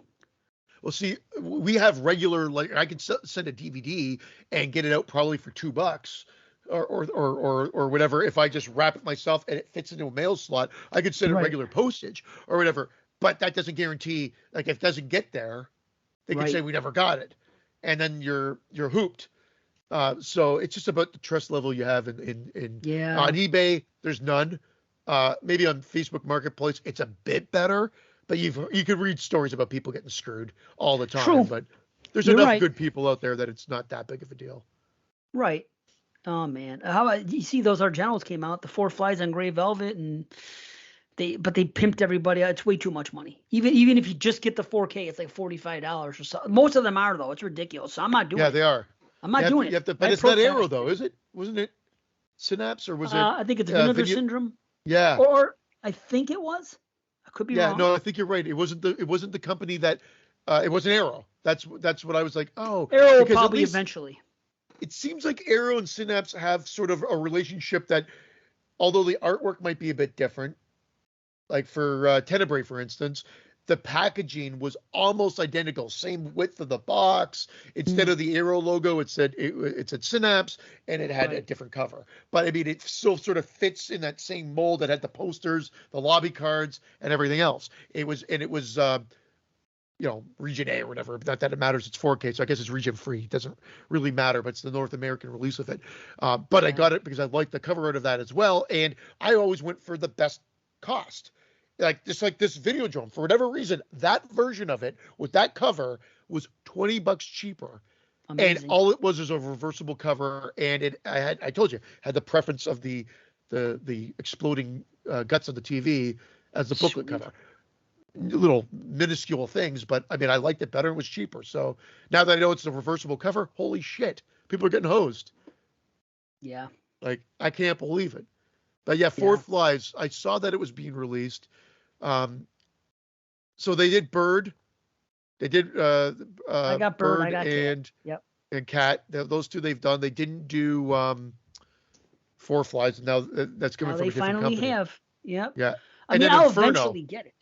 Yeah. Inferno, and then Opera, and then those three, and then the collection is done. And the Carpenter collection for me is good. I just need The Fly, and I guess Escape from L.A. or the Fog. The Fog. Oh, sorry. okay. So wait a minute. The Fly. John Carpenter's The Fly. Imagine that. Yeah, you didn't know, did you? Yeah, right. The Fly too. Oh man. So I actually went out of the house for the first time in a very long time, and it wasn't a doctor's appointment or a physical therapy. I went out on Friday night to a concert. How about that? What concert? The Beach Boys. The Beach Boys Christmas special. How about that? Yeah. To Shays in Buffalo, which is a small place. Nice. And it's cool. I haven't been to Shays in Buffalo. I saw LL Cool J there in 1990. That was the last time I was there. Yeah. I saw the Beach Boys. Did you? How long ago? They came to a work event, and they were great. I'll tell you what. I looked up the ages after of the two guys that are okay. Well, Mike Love's been there since the beginning, like 61, and then the other and what's his name has been there since 65. So not beginning, but still currently from a long time now. And I looked up the ages because they were freaking pretty spry, man. And 81 and 80 years old. For a white guy. Yeah. Pretty spry for a while. 81 and 80, dude. And let me tell you, the energy and his voice, dude, I'm telling you, Mike Love, so good. I was very surprised. And see, you forget that the Beach Boys put out a Christmas album. So it was set up just perfectly, though, because they did two sets with like a 20-minute intermission. And what they did was they come out, they come out with their freaking hits. They do like 5, 6, 7 in a row, and they're all like 3-minute songs. Then they do like 4 Christmas songs. Then they go back into the freaking Beach Boys stuff. Then they encored, and then they did it again. So the way it was orchestrated, they did it perfectly. The songs landed in the perfect spots. They encored with the right songs. They finished the first set with the right song. They built it up just a perfect way. And they put the Christmas in the middle, both sets, an hour set, a 20-minute break, and then like another hour set. It was freaking very well done. It was expensive tickets. I got them for free. What happened was my brother and my sister-in-law were supposed to go with her parents. Well, her parents got COVID like 6, 7 weeks ago.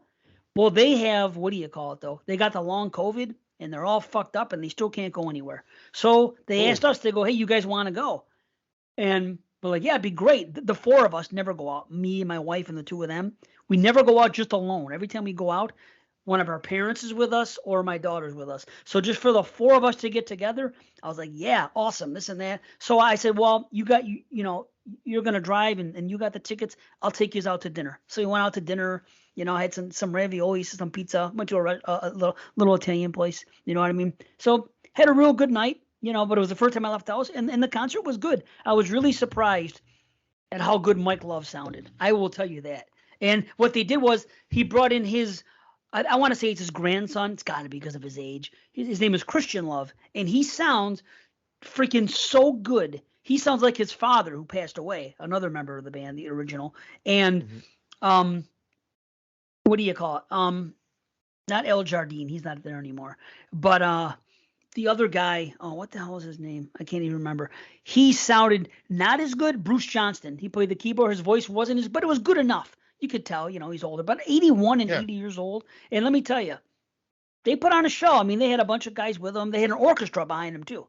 So they had an orchestra, and then they had, a couple of bassists, a couple of guitarists, a keyboardist, a drummer, and the 2 singers. And they did a real good show. So I'm glad I went. Had a good time.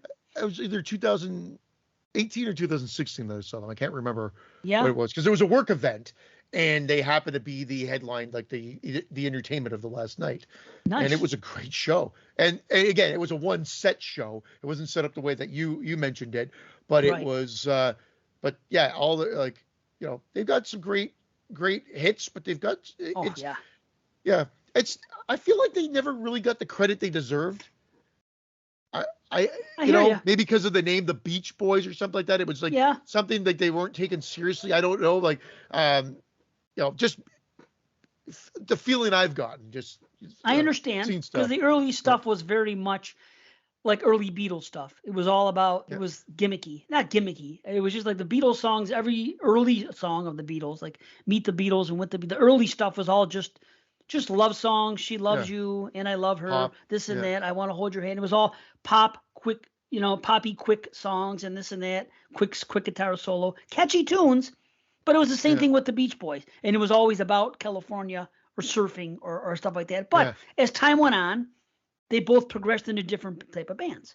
Like Pet Sounds and stuff isn't anything like their early stuff and the stuff they did after that. So, I mean, they started doing more ballads and stuff. So, yeah, and you kind of... I think he wanted that recognition. He wanted... And there was a good movie about them. And he about Brian Wilson? He wanted his, his father was just... He seemed like he could never please his father. Yeah. No matter what they did and whatever, he was just never good enough. It was a really good movie. And it was a main actor that played... his character. I can't think of the name of the movie. Yeah. I think it was one of the titles, one of their song titles, but yeah, good stuff. Yeah, it is good stuff. They have more hits than you even remember till you go. But I grew up with it because my mother grew up with it. So you know how it is when you're young, you have to listen to what your parents listen to when you're young in the car. So to me, it's also nostalgic for my childhood because my mother used to listen to it so much and her radio stations and her records. So the Beach Boys to me, it's comfortable. I listened to Simon and Garfunkel on record. Their greatest hits. I love it. I had we had like Air Supply, greatest hits. Dude, nostalgia. I love Air Supply for it. Yeah. Yes, I'm with you. And the Beach Boys, Dr. Hook. Do you remember Dr. Hook? Like the little CD, it was little tape cassettes, and it was like a mix of like 50s, 60s. Like I liked that because it was like the rock songs like that Green Door and like whatever. Then I even had mini pops. I know we've joked about this before too. Mm-hmm. Like they would be the kids that would sing those songs and whatnot. But yeah, my parents had a mass record collection seemingly at the time that disappeared. I had no clue where that went. Yep, and, same here. And then Elvis. I took to discover Jim Croce because my dad was a big Jim Croce fan, and I loved it. I still love Jim Croce to this day. Like I like it like a guitar and a voice. And then of course there's like backup, sometimes you have piano and whatever, but it just was my style. It's like I'm not a country fan. That's more folk. I would say it's like just something like I agree. I could see someone maybe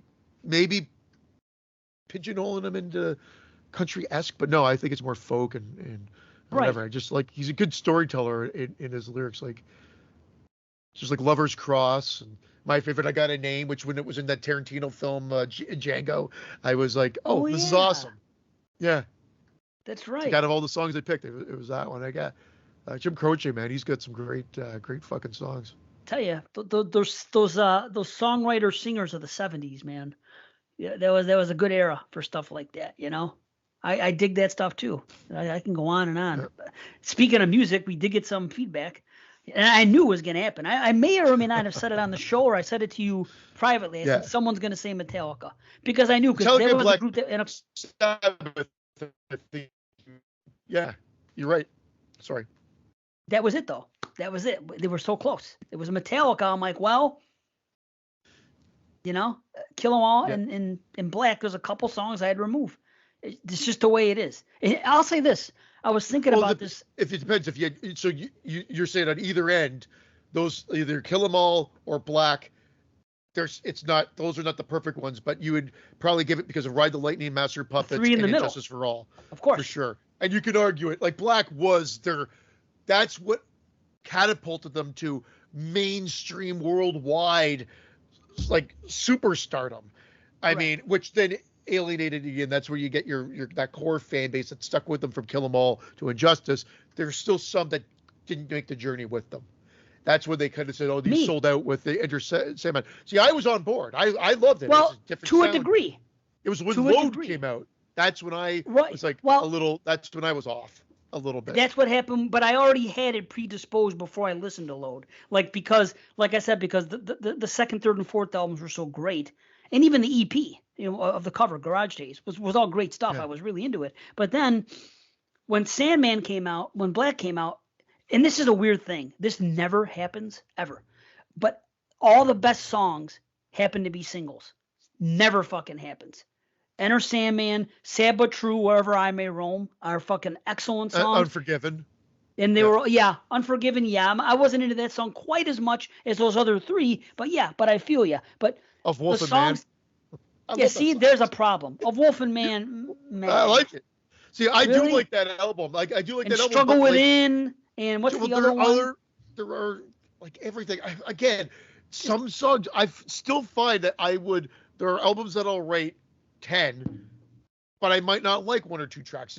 So then should it be only a 9 or 8? Maybe in some people I don't know. cases it should be. But for me, that's the there difference. was enough great stuff, like that, it didn't matter because I played the thing over and over and over again, and from front to back. And only now, and it's because of the Apple Music generation, and I'm doing it all the time. I'll skip by something. So even if I played an album, I'm like, oh, I'll skip this one this time, or whatever. But back in the day, I didn't necessarily do that, even though we had the ability to fast forward, or then when, of course, CDs skip. But when I used to listen to Iron Maiden, I just listened to it from front to back, all those albums. So see, this is the thing. I could argue still Iron Maiden. I still could argue Metallica. Now, Rayman was arguing Black Sabbath, and and I said I'm he a would. big Black Sabbath fan too. But again, those ones I didn't listen to like to the extent where I feel like I would feel comfortable saying that. But I would have no problem with anybody saying absolutely these four. I feel no you. issue. I should go back and listen. Last time I did, I thought number 4 was a little bit less than the others, but I still want to. But the one that followed, Sabbath Bloody Sabbath, was really good. So, but still, I do want to go back and listen to them again because I do love fucking Ozzy Sabbath stuff. I love the early shit. I think it's fucking great. But getting back to Black Album, see, it was always the same thing when I was young when it came out. The second half just didn't pack the punch. Like, you got the first 8 songs, Nothing Else Matters is the 8th. Then you got Of Wolf and Man, The God That Failed, My Friend of Misery, Struggle Within. All of those songs were just okay to me. They just didn't pack the punch that all the songs packed the punch on Ride the Lightning, Master of Puppets, and Kill 'Em All. They just something, it's like the wind came out of their sails the second half of that album. It was so front loaded. That's just my opinion. I don't know. I mean, when you look at that though, oh my God, no. Like Enter Sandman, Sad But True, Holier Than Thou, Unforgiven, Wherever May Roam, Don't Tread on Me, Through the Never, Nothing Else Matters, Of Wolf and Man. I would actually go all the way to 9, and then I will admit, I obviously the God That Failed, the friend of Misery, and Struggle with It. Those ones I know, but I'm like, okay, but still, what if it was a 9-track album? Like, that's what I'm saying. Like, there's so much good there that like I might, But again, I don't know if I'm just saying I don't know if the weight of those 3, just like I told you, like, you know, the Chili Peppers albums that I talked about, like I'm just like, so they make the decision to release extra songs, but if you're taking, like, at the time what a lot of bands were doing, like, I mean, I still think the core album, it's solid and I would listen to it. Yeah, last time I tried to listen to it, I just had no desire. Like, I did it, and I remember the feeling I had after Sam. And by the time Load came out, I was defending them for a while from all the other, because I still liked the Black Album, but just not as much as the other stuff. And I was like, oh man, just wait. They're gonna turn it around. And then I remember I was at a record store. It just came out, and you could listen to the fucking tracks, put on headphones and listen. It was like Record Theater or Record Town, one of those places. And I remember putting it on, and Ain't My Bitch was the first track, and that was kind of hard. It was kind of fucking, I was like, oh man, they're really going to get into it. Then the second song came on, I was like, uh-oh. And I can't remember what it was, but I remember, I was nothing. I was done with that. And then Reload is the worst album. There's a lot of people that liked it. A lot of people, I hear Saint Anger gets that, seems to get that, a lot of people thought the drums sucked. There was no guitar solos, and the drums sounded like garbage cans. It was hard for hard's sake. It was a fucking misfire. It really, but it doesn't anger me the way Reload does, and the way. Does it Saint Anger you? There you go. I do like that actual song, Saint Anger. That was the highlight of that album. Just like anything, they had enough to carry them through to help them progress. Like, I mean, Load was still a hit. That's when they cut their hair, had the new look. And I think then alienated another core fan base, but they were so big, a lot of people didn't care. They just followed them through. I didn't buy Load. So my heyday, I had bought Garage Day. I didn't have Garage Day. I had the EP, but it was the re-release, reissue or whatever it was. I think that's the one they did. But I'd Kill 'Em All and up to Black or the Metallica. As I used to say, my buddy used to always get so mad at me. Oh, so I'm listening to Metallica. He's like, "Would you stop calling it that?" It's like the Beatles' White. Same thing. It's the self-titled album though. Just call it the Black Album. No, it's Metallica. Just like the Beatles. The Beatles' White people call it the Beatles' White. It's a white fucking album. It says the Beatles. It's just called the Beatles. Same thing. Same exact fucking. And speaking of the Beatles, if you want to go all the way through, you could take fucking from Rubber Soul all the way to fucking Abbey Road, and no one's had a fucking string that long. That's like 7 albums. That's like fucking what I say last time. There was 4, and then maybe it's 6. Either way, all fucking great. And I'm not including Let It Be. Let It Be came out. I don't like Let It Be as much as the other ones. I wouldn't consider it an elite album. But Let It Be came out after. The last in order, Abbey Road was recorded last, but issued first because Let It Be was half fucking produced. And then Phil Spector, related to Grant Spector, came back and fucking put it together. And fucking they issued Craig Spector. Let It Be, him too. But the same thing. No one's had a run like that. I will say that. And even Zeppelin, you could go on and add Houses to the Holy and then add Physical Graffiti to it, and you got fucking 6 albums. So, I mean, it's test of time shit, and it's fucking things that go a while. But I knew people would weigh in, and I'm going to have to listen to more of that sad. But the Metallica thing, like I said, I can't change my tune. I'll call the 3 of them elite, but not the other 2. But I get why people would say that, and that was when we discussed, my brother and I. Even if you take the Beastie Boys, Check Your Head, No Communication, if you remove half of the fucking instrumentals they did and just put the rap tracks on there, those albums also would be fucking elite. There's just a couple of the instrumentals on fucking Check Your Head, No Communication that leave a little something to be desired. But it's too bad, because if not, you got 4 albums of fucking gold right there, you know? But it's tough to do. I'm just glad people weighed in. I knew there would be some type of feedback on the music, you know, because it seems like everyone got a lot of response. People want to hear about it, and even just us just talking, which is it's always fun because again, you hope that people want to hear this shit. If they don't, then weigh in because right now we're hearing it's good. Whether it be the music stuff or just whatever. I mean, today we actually were a little bit more on track with horror-related talk than we usually are, but it's funny because at the beginning I'm like, we do talk horror, and it's usually sprinkled in, or the jokes will always kind of reflect it, but sometimes the topics might veer off, and I like that because we have other interests as well, and even though this is Exploding Heads Horror Movie Podcast, we're at episode 195. Hey, you've got a lot of episodes to go back to if you want to hear more horror and whatever. We're going to, keep doing what we're doing, and you can weigh in whether good, bad, or ugly. Yes. We don't always have to get positive feedback. Somebody said, I forgot who it was. I should look it up. But they said, next time you guys do a top 50, you guys should do top 50 albums. I was like, fuck, could you imagine that? That would be fun. They would do a bonus episode. You know how hard that would be to put together? That would have to be a bonus. Yeah, I think that would have to be a bonus. With all the music we listen to and all the genres of music and everything, to put together a top 50 albums, like I say I have 54 fucking top. Well, okay, that's just horror. I couldn't do it. 10 out of 10. You know how many fucking 10 out of 10? Actually, they're on that list. That's like probably 80% is what I put on that list. I put it on. Brian made a post about it recently. Probably from listening to this, saying something about perfect albums. And most people had like 4 or 5. And I come with my big fat list of like fucking 60 or whatever the fuck it is. And I'm like, well, but again, that's only 1 album per artist.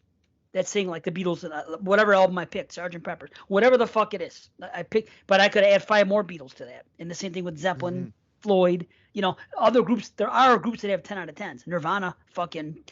I've been watching all these music documentaries and concerts for the past fucking week and a half. It's been my newest thing. I'm having so much fun. I'm watching documentaries on fucking Nirvana, the Go-Go's, the Sex Pistols, fucking Whitney Houston, you name it. I'm watching fucking documentaries and I'm loving it. And I'm watching concerts. I watched a Nirvana concert last night from the Paramount. It was recorded Halloween night of 1991, a month after fucking Nevermind was released.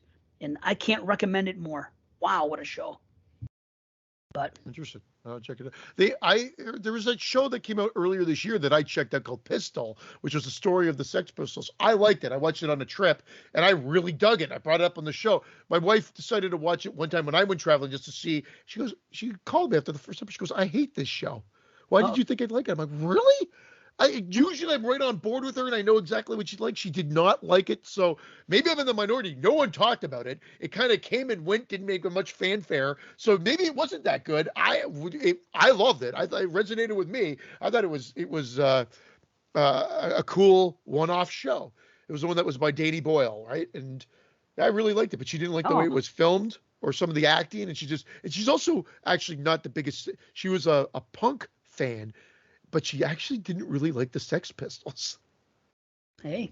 It was not like she was a Clash. She was the Clash. Yeah. Like that's her favorite band. Like that's fair. That's it. Yeah. And she can understand but really I could see that too. It's like, when you really think about it, like one album done.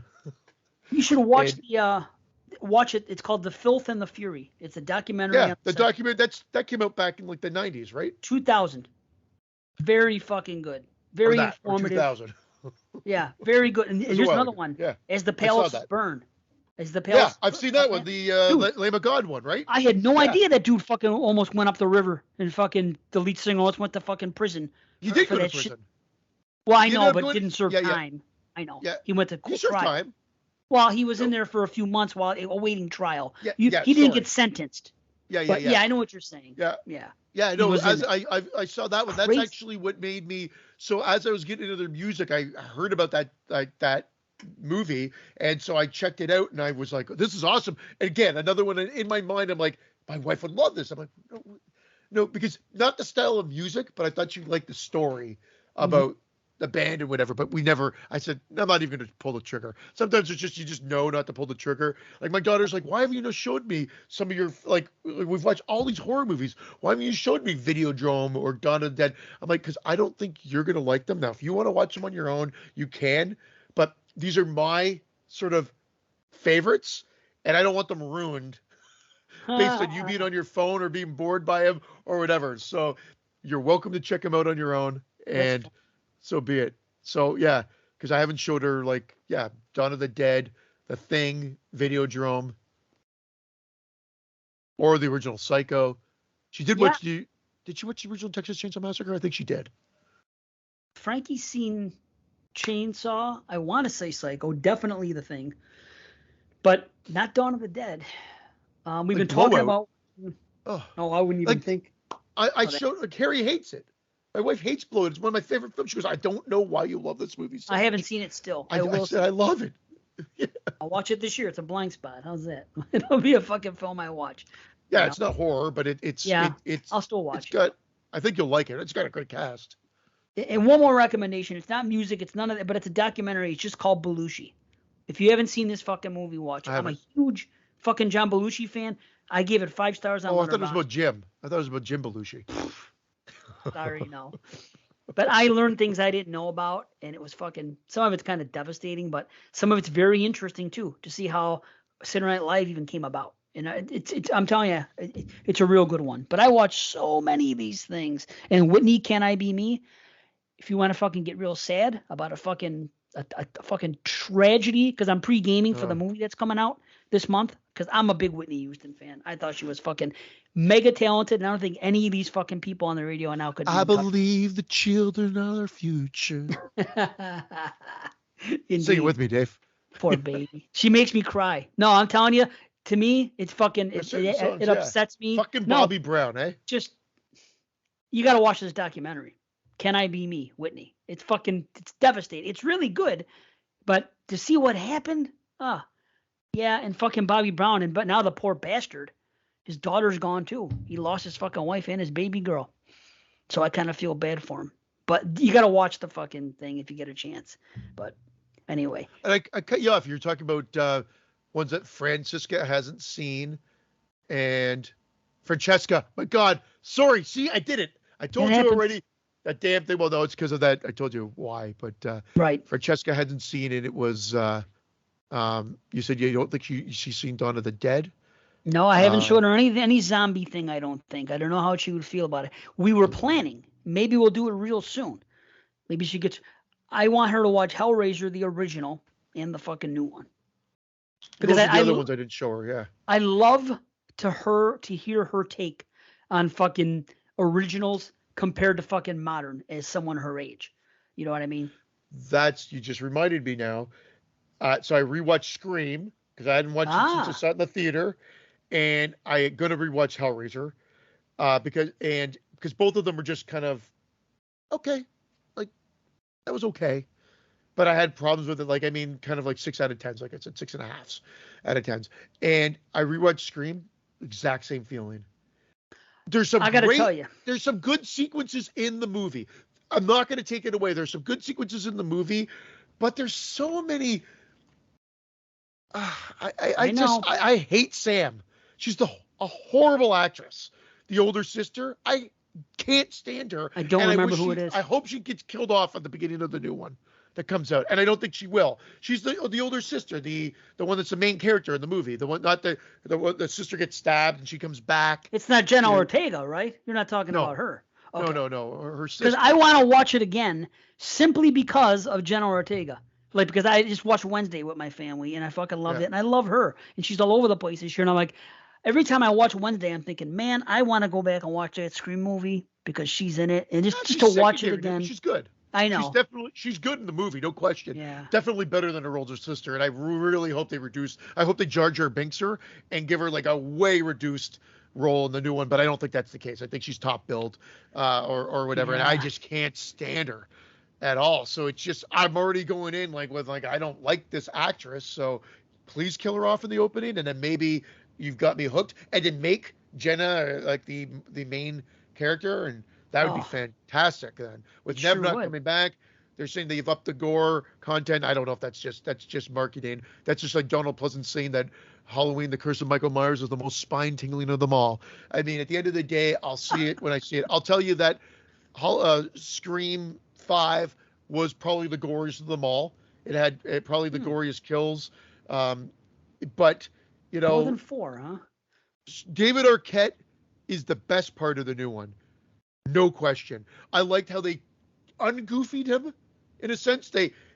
I loved how they gave what they did with his character kind of. And I thought that he did the best send off. In my opinion, he was the best thing about the 5th movie. And I still think that after watching it again the second time, I like his death. I like everything except for, again, these Ghostface characters just seem to know when to wear a bulletproof vest every time. It's almost like part of the costume now. Just wear a bulletproof vest. And the fact that who does it with the double killing factor of who's the killer in that particular scene and whatever.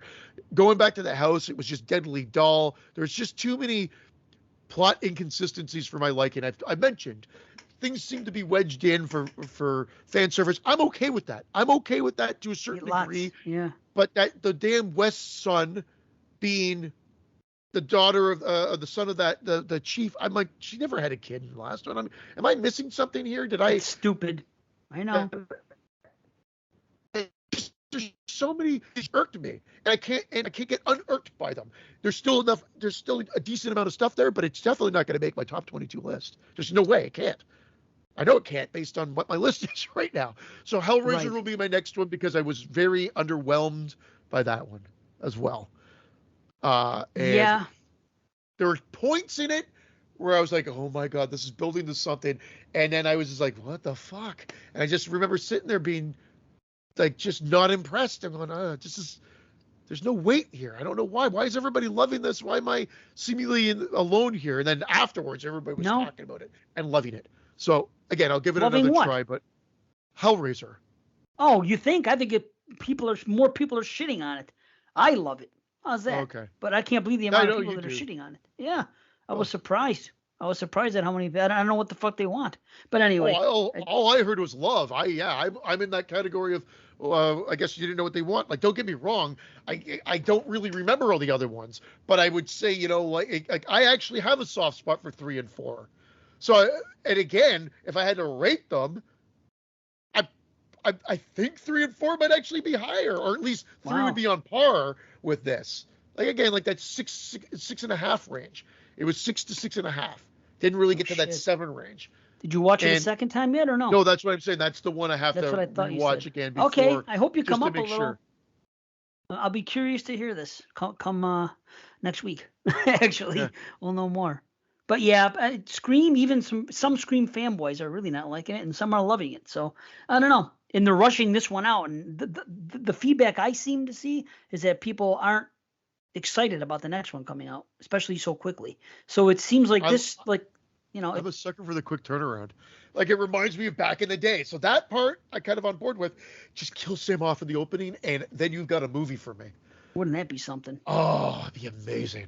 I gotta watch it again to see. Fantastic. I am watching it because I have to see because I've been watching Jenna Ortega all the time. I said I want to see her in Scream again, and because I've seen her in X. I've watched X 4 times. I've seen Wednesday all these times. I saw Studio 666 one time a few weeks ago, and she was in that.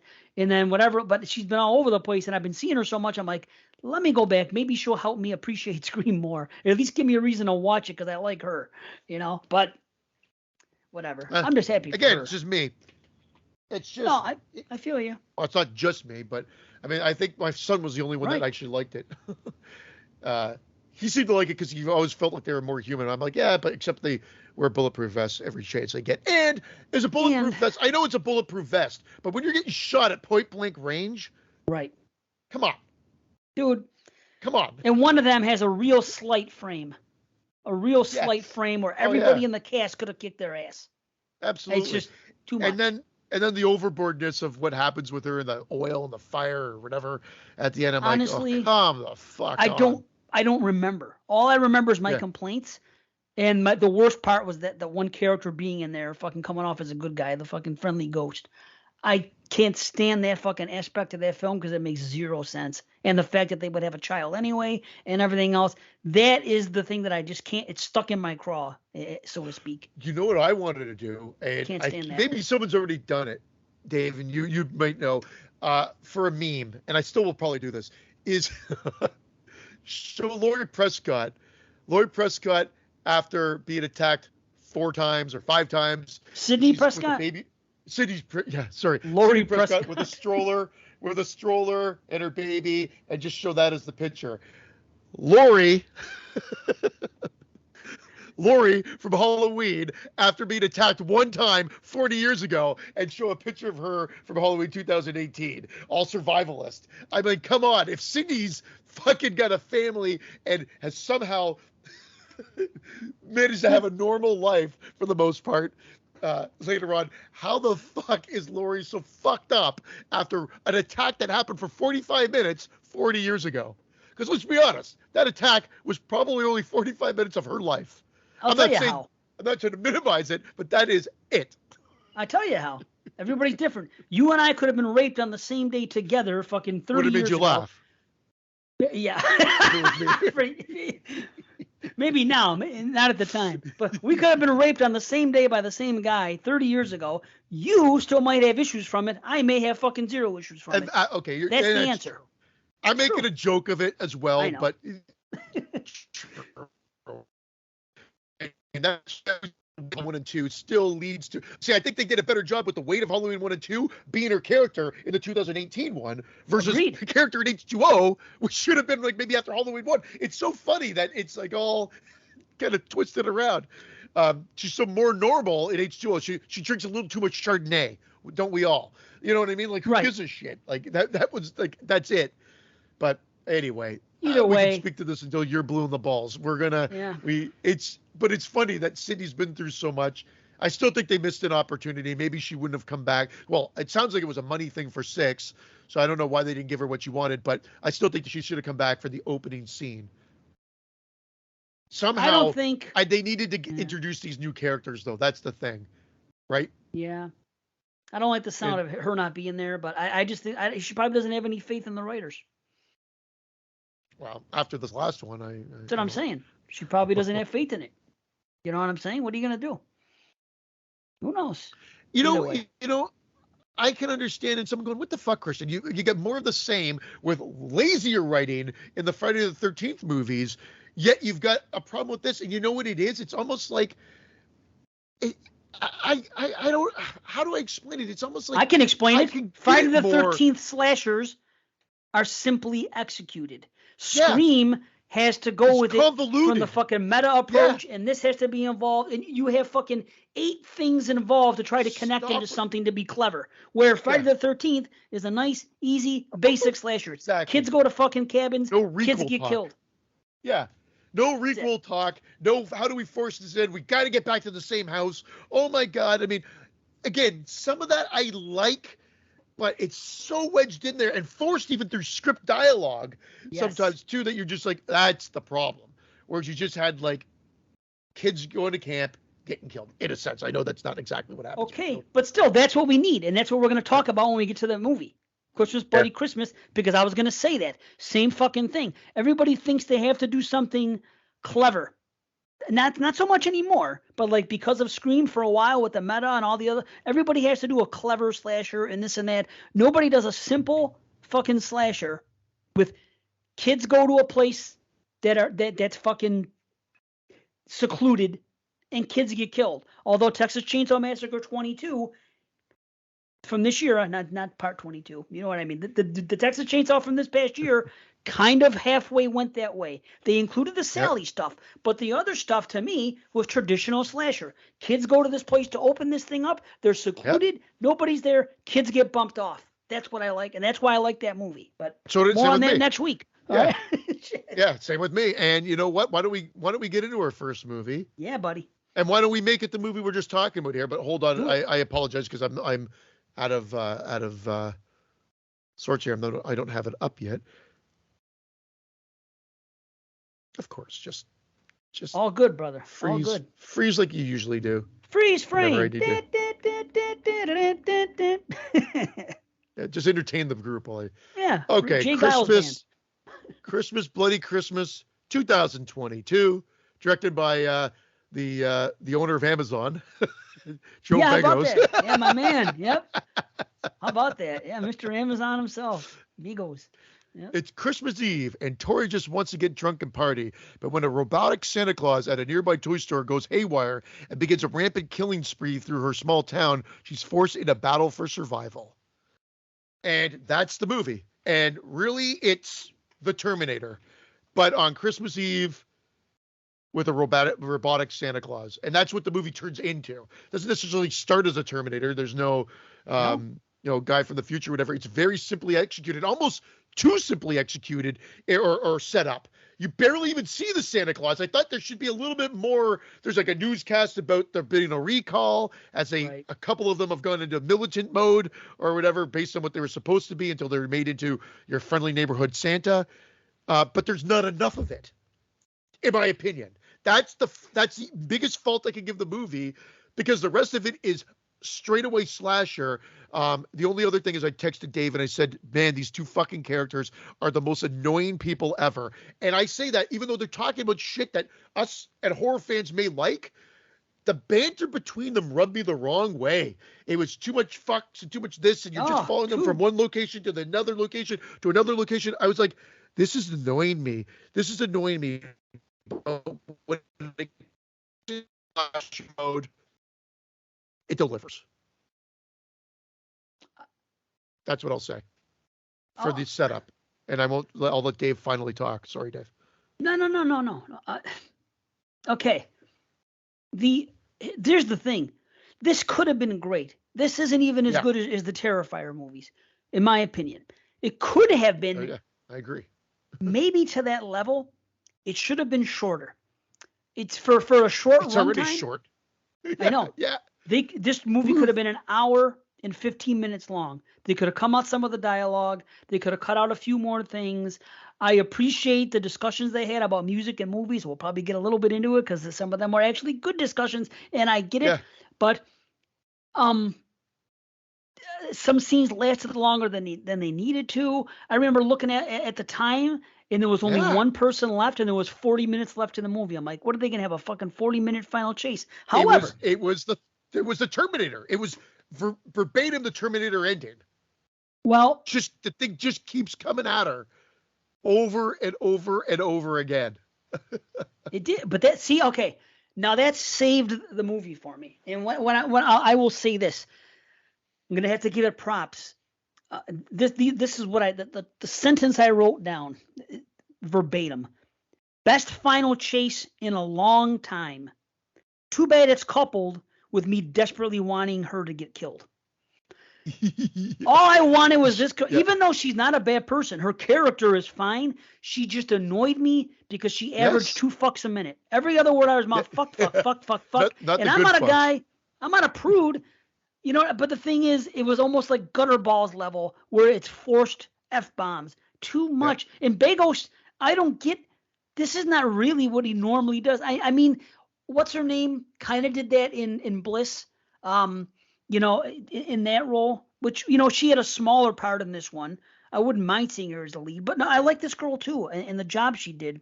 It's fine, but Dora Madison, you know, she did, but that was her character in that movie, but I don't know. It's hard to explain. Too many F-bombs, too much of this. It just didn't have to go that route. They could have. You know what this movie is? I'm with you. But I was the first act and then the third act were weak, whereas I liked the middle part, the slasher part. But sorry, this movie's like what, Dave? This is like the people that criticize Rob Zombie. Rob Zombie wishes right now he can make a movie like this because it feels like Rob Zombie characters, fuck bombs and this and that and blah, blah, blah, and gore and some nice colors. Now, the way the movie looked was shitty. It had done intentionally. Muddy. It was filmed on it was done on film, and I believe the grain was there on purpose. I don't know why that decision was made. Do not know why. Maybe to go retro with the retro theme, I guess, because they're into fucking older music and older movies. Yeah, the lighting good. Gone. Like I know he loved that in VFW whatever, but it was too much here. And the snow, it's like, is that just a snow filter they used, or are they actually just shaking that fresh snow in the scene? I don't know what the answer is, but there's nothing on the ground. And I didn't even know. But yet it's snowing like fucking crazy. Wow. I like the score. You know what they probably used? The snow that they used inside not the record store, the other store they went to. What did their friends own? A toy store? Whatever the hell it is. Remember they had that thing? And they pressed the button and the snow came down? But they probably used that everywhere. Same machine. Probably. Which was a cool scene. I didn't even mind them going over to see Dora Madison and her boyfriend, husband, whenever it was. That was okay. It took too long to get there. Too much about the Tinder guy and everything else, and lose that setup with the commercials at the beginning. I know they're trying to introduce that Santa Claus. They could have done it in such a different way. That's the introduction is what actually sets this movie up improperly, I think. And I'm sure people will love that introduction. I did not. So after their Channel 83 thing comes down and whatever, like you could have had like come see your mall Santa, and then and whatever, and then like, oh, newsflash, like there's been, we've had the recalls or whatever. Keep that where that is. They just don't introduce that Santa well enough. They show one shot of it from this commercial or whatever, and then it's like you see like side shots of him at first, coming alive and going, oh, ho, ho. And then all of a sudden it's POV for the first 2 kills, which at first I was like, oh, I don't like this. But I realized that they're trying to build it up. So they started with the POV kills, the first 2. And then you see him in action. So I guess he's trying to not show the monster as much at the opening so that when you do see him, it's just a guy in a Santa suit. But I don't know. We already know this. So I would have kind of liked to have seen the setup done just a little bit better, because that's, I think, what throws me off. You just get these characters right away, and they're kind of like, at first I was like kind of on board, then I got really annoyed with them. That's when I texted you. I'm like, this is fucking annoying me. These are the 2 most annoying characters. Why do I give a shit? But then once it went into slasher mode, and after those first 2 deaths and they make it back to the house, that's the problem. It should have taken place in the toy store or something. They should have just been them all hanging out and partying on the Christmas Eve, and that would have just been even simpler. But they've got them going from this house, and then he follows them, goes to the wrong house, kills a family for no reason, which is still great because it's a slasher movie. Kills a fucking kid, which is even got to be like the highlight of the movie in a sense. And they're just like, what? So you're on board, and the deaths are gory, but that's what I wanted to bring up, and I'm glad you said it. This was worse gore than Terrifier, and in my opinion. Like, it had sprays of blood or whatever, but this looked cheaper to me than Terrifier gore. It looked the same, sometimes better, sometimes worse. But the one time it was worse. There was only one kill I didn't like, and it was when they showed the girl in her eye. It was a black girl. Remember she got it in the fucking something went in her one eye and the other eye was out there, or they were inside the house. Well, because I think it was that was a fake. I think it was a puppet girl.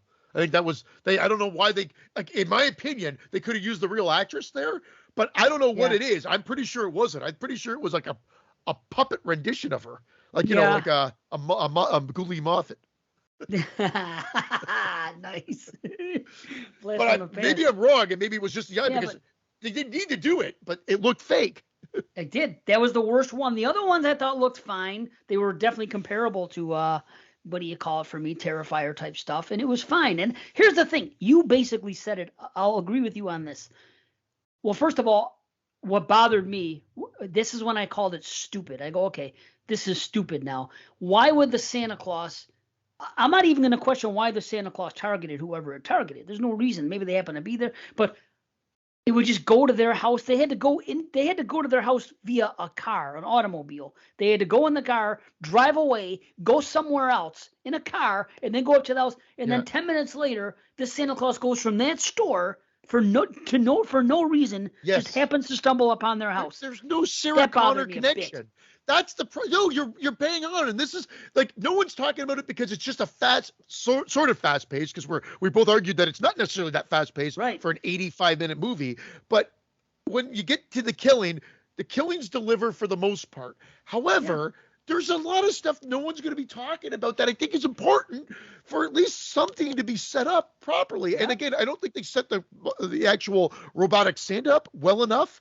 Maybe I'm in the minority, but I didn't think it was done well enough, or its introduction, so that it just goes crazy. There was not even like his eyes going green or something stupid. I know, the eyes going green is after he.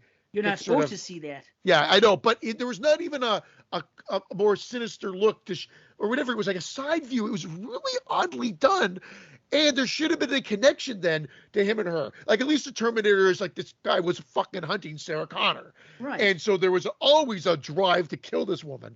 Whereas there's absolutely no connection whatsoever. Happenstance that they walk by and they happen to be walking by after those two get killed, and he comes through the door, smashes through the door, and then sees them walking away and leaving. And then you're right, he just sort of happens to follow them. And this town seems to have nobody fucking in it. For them to have this robotic Santa that's supposed to revolutionize Christmas or whatever, there's nobody there to appreciate it, it seems. It's so weird. So there's just some misfires for me in that regard. Yes. But the movie that we got, I'm okay with.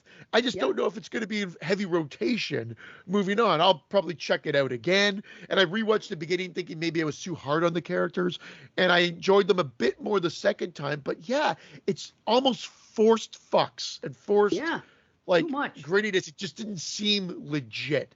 No matter what they're talking about, because they're having a conversation, it's kind of like what we're having about bands having like consecutive good, like they're talking about Soundgarden, talking about movies, and I guess what sequel, like if you pick the series, like Blair Witch, what's a standout, and she picks Book of Shadows, and she picks Child's Play 2, and whatnot, and I can't, he's more, I guess more. Freddy's Dead, which was funny. Yeah, and I don't know if that, like with the Spookies poster put in, I just think that these are more, I think, Joe Bago's isms than anything. And I can't deny, because it's kind of fun to hear, but because I hated the characters kind of out of the gate and wasn't invested with them right out of the gate, I was like, they're fucking annoying. See, like, I guess if you stumble upon this show and you just don't like our banter or like us or me or whatever that comes through when you listen, that's kind of what it was there. Doesn't matter what you're talking about at that point if you just can't be on board with the people. Here's the difference for me. The characters didn't annoy me. I was fine with the people.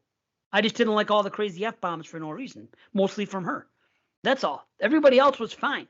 And then everyone else did it too, but she was the 100% the worst. The others were like 50%. They were doing it here and there. I almost thought maybe this movie is ad-libbed, and this is just how they talk. Maybe Bagos just to talk about this and talk about that. Who knows? Maybe they ad-lib. That's just the way they talk in real life. I don't know, Because I can't imagine sitting there pen to paper. You might be right. Fuck this, fuck that, fuck that. And the conversations were really good, especially when, because they were talking about Soundgarden, and he goes, Super Unknown is a piece of art. Every track is great, and that's what I feel. That's one of my 10 out of 10s. And she's talking, and I think she's wrong. I don't think Chris Cornell cut his hair until after Super Unknown, before Down on the Upside.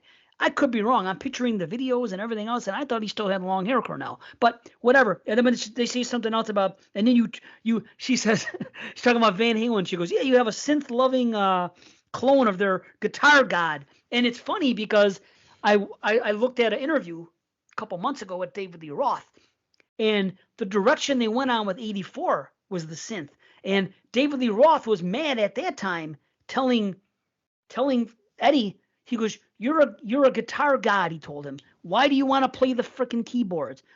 David Lee Roth said this when they made 1984. So It wasn't because Hagar came in that this stuff happened. But still, it's just funny that I happened to be watching that recently, and that she talked about that. And I like the stories about, Pet Sematary 2. Don't get me started on that piece of shit. But she happens to like it. I like Pet Sematary 2, so I was on board with her. I'm the one that actually says it's better. Better kills, better acting, everything. Fucking Pet Sematary is so fucking... Oh, I was about to say the term that you guys hate. Hold on, though. But, yeah. Pet Sematary for me is like a 7.5. I don't think it's the fucking second coming. Yeah. But I think Pet Sematary 2 is like a fucking 4. I think it's... So I was like, Pet Sematary is a 6 for me, and Pet Sematary 2 is like a 6.57. Oh, that's kind of how I just talk more in extremes, but that was it. And I remember seeing it in a theater and liking it, as it does have a better soundtrack too.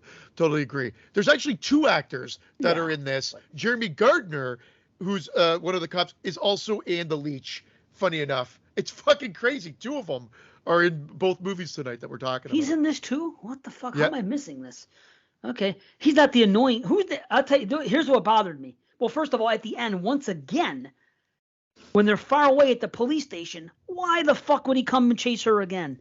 So fucking stupid. There's no fucking rhyme or reason to it, and not even just that.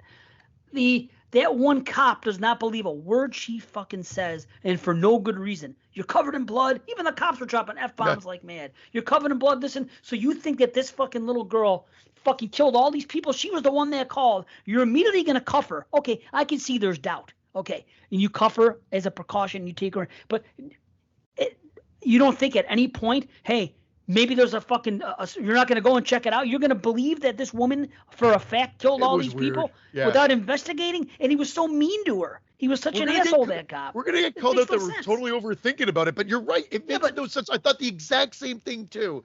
And again, when the robot actually goes full Terminator, I check out. I actually do check out at that point with the laser eyes and everything like that. I'm like, again, I don't know. I don't know what I was expecting. I guess I knew it was going to go to that route at some point, but the fact that it pulled a Terminator and a Chucky, in my opinion, it just kept coming back. See, was annoying to me. See, it makes sense when the killer keeps coming back. It makes sense when it's a fucking mechanical thing as opposed to a fucking human being. So I like it. Plus, I really wanted her to die. So I'm like, okay. Every time that she had him, I was like, fuck, are the credits going to roll? Is it going to be? Then he got up. I'm like, okay, we're going to see this fucking bitch get killed. Because I wanted to see her get killed because she annoyed me so much with the fucking F-bombs. I go, and this is a dirty, grimy, F-bomb filled movie. Why not end it on that fucking downer kind of ending? Why should she be this fucking triumphant final girl? If this is the kind of movie, like I called it like a Rob Zombie movie, let the fucking girl get whacked in the end and then the fucking movie end. Let's do that. That's what I wanted to see, because so every time he came back, I was getting more excited. I'm like, fine, get her, fucking kill her. I mean, but you have to also admire her fighting spirit. See, this is what I'm saying. It's the best final chase I can recall seeing in a very long time. I'm trying to think of other slashers I've seen. I missed. I was out though at that point. I was a little bored, but I can't disagree. I guess I do disagree, but I can see what you're saying. For you, but for me, I was out. I don't know what it was, and maybe it's because I wasn't on board initially. So my biggest wow moment, and again, we've already spoiled this, folks. So there's a big spoiler, is when her boyfriend gets it axed right in the fucking face. Awesome, beautiful, best moment in the movie. Oh, because I wasn't expecting it. I thought they were gonna. I thought if if I thought they're both going to be together for the whole thing, and the fact that they did truly make her a final girl was respectable. That's the best bravo moment in the movie. That was cool. Yeah, you're right. It was definitely cool. I like to see that. And the kills were good. The head twist and the other one, I wrote them down. There was an axe in the head. There was a head twist, a head split, a fucking face bashed. Freaking, dude, they were good kills. That's what I want to see. And again, this is what we were talking about before when I started to say earlier. Why can't we get a movie? Why can't we get a movie that have kills like this and like Terrifier, but like an old school slasher where you get fucking 8 kids, you go to some place remote, and the fucking killer gets out? That is the part of the formula that everybody's missing. Yes, we're getting slasher movies again, but we don't get these fucking 80s styles, isolated people together. You know how good this movie was? Toy Store. They had it. They have the fucking Toy Store. I'm with you.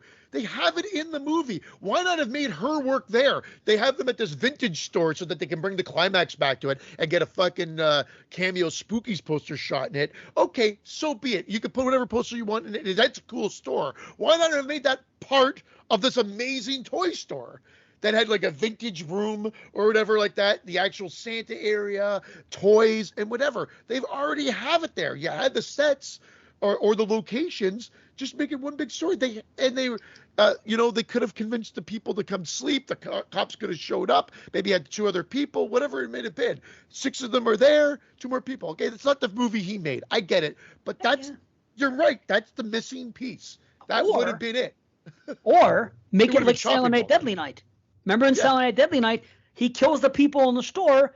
Then he goes into fucking suburbia. He goes into Linnea Quigley's house. He goes and sees the kids sledding. Just something simple. Keep him in the small town like Haddonfield, and have him.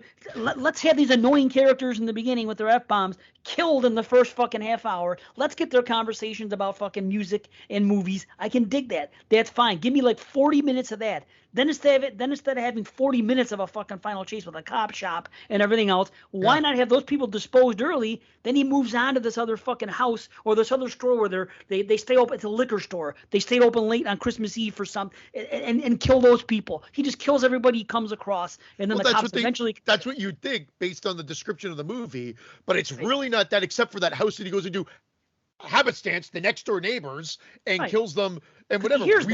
Weird. So it would have been cool, could have, if they just established them, they're all together. These guys are going to fuck over there. These guys are there. He comes in and kills them. We get more of maybe he fixated, gets a little robot boner or whatever on the main girl. She narrowly escapes to help the sort of motive or catalyst stuff, him escaping that toy shop.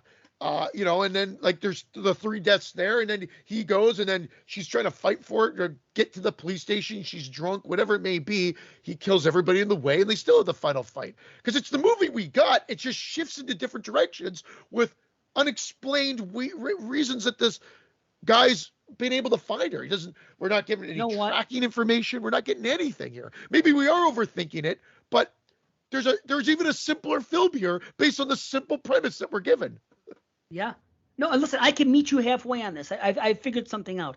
He wants to kill her because she escaped. Okay. When he came to life, let's say anyone that was in the store, it was the 2 couples. Granted, he should have come to life before they left, or maybe we should show him coming to life right as they're leaving, so he gets a whiff or a view of the other couple as they're leaving. So they're in his trajectory now. So he kills the first 2, right? Now he does do that. He sees them. Right. Then he's going to go and he's going to target them. And that's why he follows her and him to the house, because he's identified them and says, okay, I'm going to kill what I see. He sees them and he focuses. But they don't show us that fucking done in the direction. Yes. View. You're right. Like a Terminator or something. They show him turn and look at them, but not a reaction shot where it almost comes into his eyes that you're like, okay, he's now locked on target. I guess it's enough given to us. But no, I guess it's not. I guess we're complaining about it, so no, it's not. Because you're right. Then he does drive her there, and they drive. He doesn't know where the fuck they're going. There's no track. We haven't established a tracking mechanism on him.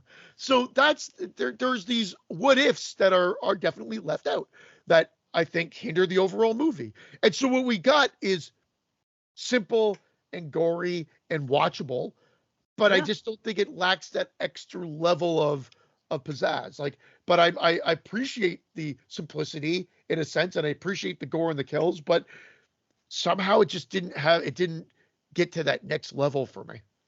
Right, and it's not Terrifier, because in Terrifier, Art the Clown is an entertaining fucking killer. That's a big difference there. Yeah. That's all there is to it. A robotic Santa, fine, I dig it. You just want a man-eating shark killer. I have no problem with that at all. But what separates that from this, one of the things is that Art is just too fucking entertaining at the way he does things. But it's a similar type of kill, similar type of gore, but just, spend a little more time trying to fucking let's step back a little bit here and let's give us a little more that he's fixated on them or her or whatever for a reason that we're aware of. Because does he come to life while they're still in the store? Yeah, they're gone. I don't even want more plot. I like what we got here. I'm just talking about. I just feel like there's a lot of missed opportunity and a lot of things that weren't focused upon. Like when he does come to life, the decisions or the shots used in the editing used work against the movie. In my opinion, again. No, I agree. They could have. I really do think they could have, because I think there's two parts. He's like, oh, you got one of those robotic sonos? He's like, yeah, something recall or something. Like, he just throws it out like that, like the guy in the store. Right. And you're like, oh, and then they have the newscast, which I think comes later. The opening really, the opening could have set all that up. Hey, come to whatever, see the brand new Santa Claus. You won't believe his eyes. Can you believe it's not real? And he's like, ho, ho, ho, what would you like for Christmas? And then we cut to a news flash. Hey, these Santas, recall, we've been told some of them have gone into militant mode. Boom, there's your opening. Then we're at the store and whatever, and all this is there, but they just did it in such a really weird way. Yep. So so the way it was presented to us, what we got, I'm just not. I wish it was a little different for me because it didn't work. The stuff with the cops lasted too long. It was too long, too much. 40 minutes of that shit. You don't need that. You could have done that in 15 minutes. Pick her up. Okay, we're going to go check it out, but I got my eye on you. Something. I could see having suspicion on her, but just take it. Have her go back to the cop shop. She knows the sheriff from earlier in the night. He's a bitter bastard, but he seems to like her. And okay, listen, this is what really happened to me. Let me tell you what's going on. And just talk like a human being instead of fuck this and this and this. It's just not enough. It's just too unrealistic for me, and it's going to be hard for somebody to endear themselves to. Imagine if you made this exact same movie and you had fucking Jenna Ortega as the girl, and she wasn't dropping F-bombs every other fucking word, and just a cool chick into music that owns a store, whatever. You know what I mean? Yeah. Delivering the same lines. You have a different movie. Nothing against the actress. It's the writing. Unless it was ad-lib, but we'll never know. It's just the writing didn't have to be that way, and the choices in the narrative didn't have to be. It was long-winded when it didn't have to be, and it didn't give us enough of stuff that would have made more sense. That's what I agree. We got them two bickering about if Super Unknown is the best audio or Soundgarden album, and honestly, a good conversation, but better when we had more like the setup we need. Anyway, I feel like I am a broken record here. It's a mild rumble. Kills and to be had. I just wish I liked it more, but it was a mild rumble. I'm a little bit higher, just a little bit though. I'm gonna say it's a half head, but it's not making my list. I'll tell you that much. Yeah. I'll leave it at that. But yeah, I mean, it's in the again. I'll tell you, it's 6.5 for me, and it's 7 for me. 7 makes it mild, or 7 makes it half, I believe. So that's it. Right. Because I would watch it again, and I would recommend it.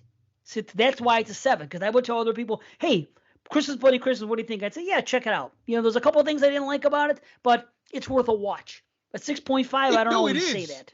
Well, okay, but I do for that. I do say it. I mean, I like it better than Scream. And whatever, but it's just that like it's Yeah, you know what? Maybe I am equal. Maybe, like again, I haven't really. I Scream is like 6.5, but I said this was 6.5. So it's all in that same realm. But It's Scream, what are you gonna do? Scream, you're gonna see whether you want to see it or not, and you'll make your own decision up about it, right? I just usually really like part fives. I'm like the sucker for part fives in a film franchise, for the most part, not all the time. And Scream is okay, but it's not. And then great. And this would there's enough if you want a slasher movie. I think you'll like it. Maybe I'm being too hard on it, but I just think that things could have been set up much better. Yeah, fair to say. It seems like a lot of people are loving it. We're kind of in the minority, but hey. And maybe it's just thumbprint recently, but I'm just getting tired of the Bliss VFM look already. I'm kind of sick. I would have liked more neutral colors instead of drenched in neon constantly. Yeah, but it's Christmassy. I like the red and green. It had Christmassy tones, but then it was like the purpley, crazy, like black light effect everywhere else. I'm a sucker for it, I guess, so I'm okay with it. I just wish the film print would have looked better. It was shot in film apparently, but it was so grainy. It almost looked like it wasn't in film, and they just added a freaking grain to make it look like it was from the 80s or something, which I don't get the choice. But I just read that it was. Oh wait, no, I'm wrong. This is the next film we're talking about, so probably the same thing. But I had a bit of trivia, and then I realized, oh no, I'm already on the next film. Well, your heart's in the right place. Yeah, I mean it's. I smiled a couple times during that one, but anyway, The Leech. I watched this one first, and I wasn't sure what you were going to think about this movie because. This is one of those movies that really you're gonna be like, oh, is this a freaking horror movie or not? And then like you get it in the last 15 minutes maybe, depending on how you look at the movie. But it's The Leech from 2022. A devout priest welcomes a struggling couple into his house at Christmas time. What begins as a simple act of kindness quickly becomes the ultimate test of faith once the sanctity of his home is jeopardized. Sanity. Yeah. Okay, I'll say this. If you look on IMDb, sanctity, it says, not sanity, sanctity of his home. Yeah. Sanctity of my home. Yeah. So if you look on IMDb, it's going to say comedy horror. I will tell you this. To me, there's a difference, and I've said it a million times, between comedy and humor. There is humor in this movie, and this is my kind of humor. This is what, me, I chuckled when I needed to chuckle. I did too. And you know what I'm saying? When it was appropriate, it wasn't knee slapping. Oh, would you look at that? Oh, it's not goofy. Fucking Psycho Gorman. Fucking what's that garbage thing? That fucking what's that other movie I always cite? The fucking Greasy Strangler. Yeah. It's not outrageous. Fucking goofy comedy. It's fucking Terry comedic is fucking lines. Hilarious. Yeah, he's hilarious in this. He's great. Like the acting from this crew is very well done. It's a small movie in the sense of, and this is where the trivia came out, shot during the pandemic in Fort Wayne, Indiana. And there's a lot of talking heads here in the sense they're not exploding, but they're talking. And but it's interesting. It's fun. I dig these characters. I like the setup. I like how he feels like he's a priest. He's got to do the good thing. Mm-hmm. I like when they rope him into playing when the wife comes, Lexi comes out and whatever. And you're like, oh, you just know I'm fucking helping somebody, and it just spirals into this horrible thing. And they have that night of drinking, and you could tell it just awoke a demon within him because you could. I don't even know if he said he had a problem drinking in the past, but based on his actions and what happened, you know he did. Yeah. And that's good acting, that's good storytelling, that's good directing. And it's really well done. And it's even more well done when you think he's had this really horrific dream or scary dream of them having sex in Pulp Fiction-y type ways. Yeah. And he walks in and wakes up. Yeah, he wakes up and he's like, holy shit, what a dream. Only to find out very nonchalantly, very matter-of-factly that it actually did happen. Right before we fucked. Yeah. Yeah. So it's this priest, and he's like, "What?" And he throws up. Comedy. It's so well done. Like, it is so well done, and you can just see him falling apart and whatever. I mean, it's a smaller film. It's like, it looks like it's made from not Begos, but it's the same core group. Obviously, there's two actors that are there. It seems like this is like they've got their own little production crews. They've used the same people over and over again, and so you kind of respect it. And this one takes a more character-driven route, whereas Christmas Bloody Christmas, as we told, is just, old school gore and whatever it may be. But this is a more effective film for me. Agreed. Yeah, agreed. Yeah. I really, really enjoyed this movie. It's not going to be for everybody. It's very talky. It's 80 minutes. And I'd say the first hour of it, you'd be like, is this going to be a horror movie? Like, you can kind of get the sense of where it might go, but it's not horrific until the end moments of the movie. And you could sort of feel like, put yourself in that position and say, maybe I would have done the same thing. Yeah. Well, maybe I would have wanted to kick them out first, but he tries, and that doesn't go so well for him.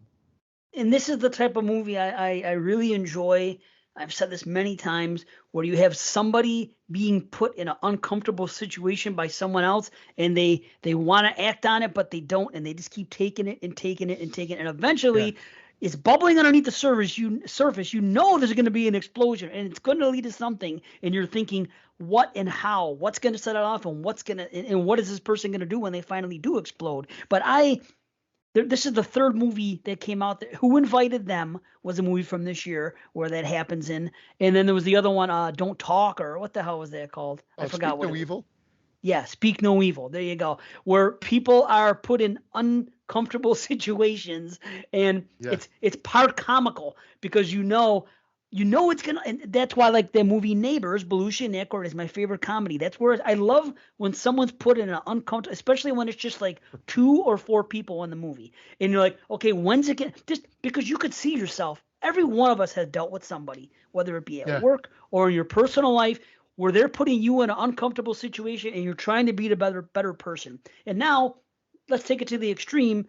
This guy is like what appears to be a true blue man of the cloth, a priest who's just a genuine good guy, a man of the Lord, who is really just trying to do what he thinks is right. He does have his stance. I love that too. Right. Like, religion's dead, in a sense. Like, they're making a comment on that as well. Yeah. Barely anybody in the church. He writes these little blogs that nobody's following. Except Rigo. Except for Rigo. Yeah. And then he questions them later. Yeah. And then the Rigo thing. He found this guy. We find out, 10 months earlier, he was in a bad place, drugs and everything else. He helped him rehab. He got him. And now he began to follow his teachings. And he was on his way to become another, a believer in sensation. Yeah. But he wants to make a good impact on the world. And then he sees what's happening here. And he sees this guy, who ends up leeching off him. But he has kind of a quality where he's a little bit ignorant, but he's not like a jerk off. No pun intended, although we do see some jerking off with him later. But he isn't like a completely right, cranking one off, But he's like he's ignorant, but he isn't. But he's also a caring type of.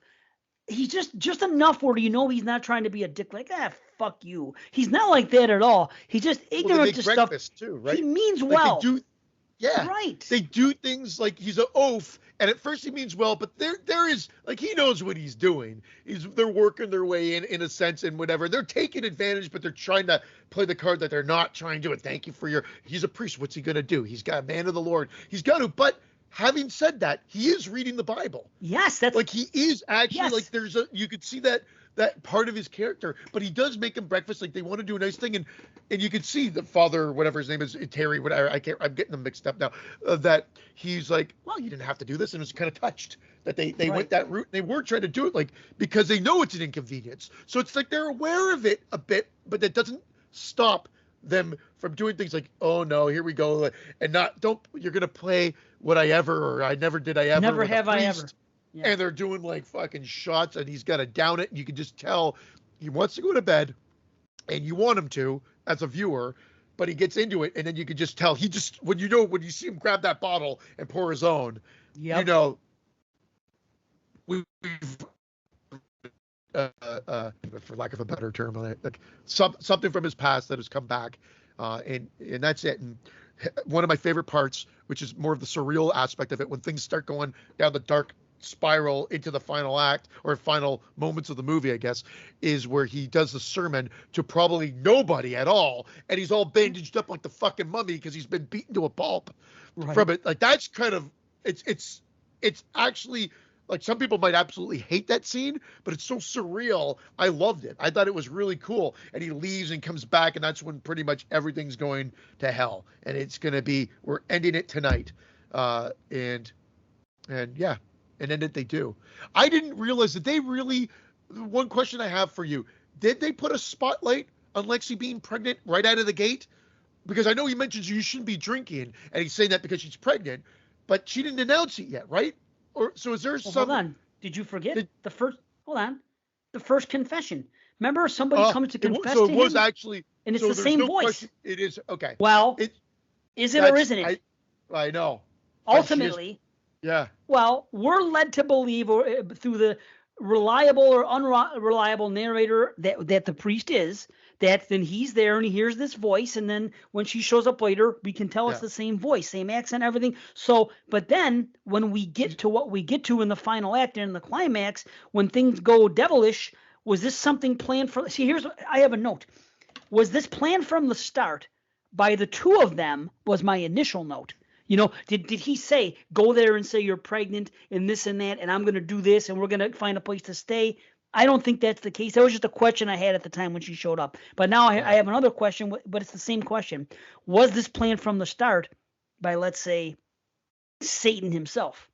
Because what you see later that happens in the confessional and what that voice says when it turns demonic and everything else, is this just evil being afoot because this priest fell off his fucking rocker because he maybe was fucked up once, did everything right, then all of a sudden he has a night of Sodom and Gomorrah, more Sodom if I remember correctly, a line from the movie, which was fucking great. Yeah. Well, that's how he goes, here's your color back. He's like, oh, why do you have it? Oh, we took it off after we fucked or something, or we took it off right before we fucked. It was just so beautifully delivered. Amazing. Like, you're even going, what? Did I do that correctly? Jeremy Gardner's always fucking great, man. He absolutely. That was great. So that's the question. Is this basically just because then when you get at the end, obviously with the pregnancy be getting so advanced overnight, that can't be anything that's happening. Now it's like almost like the Antichrist situation. This is Christmas Eve.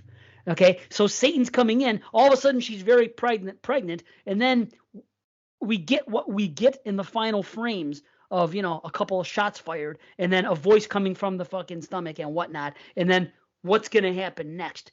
To me, that's what I liked about the movie. I thought that it took a dark, fucking evil ass turn in the climax, where it's like, okay, this is what's happening here.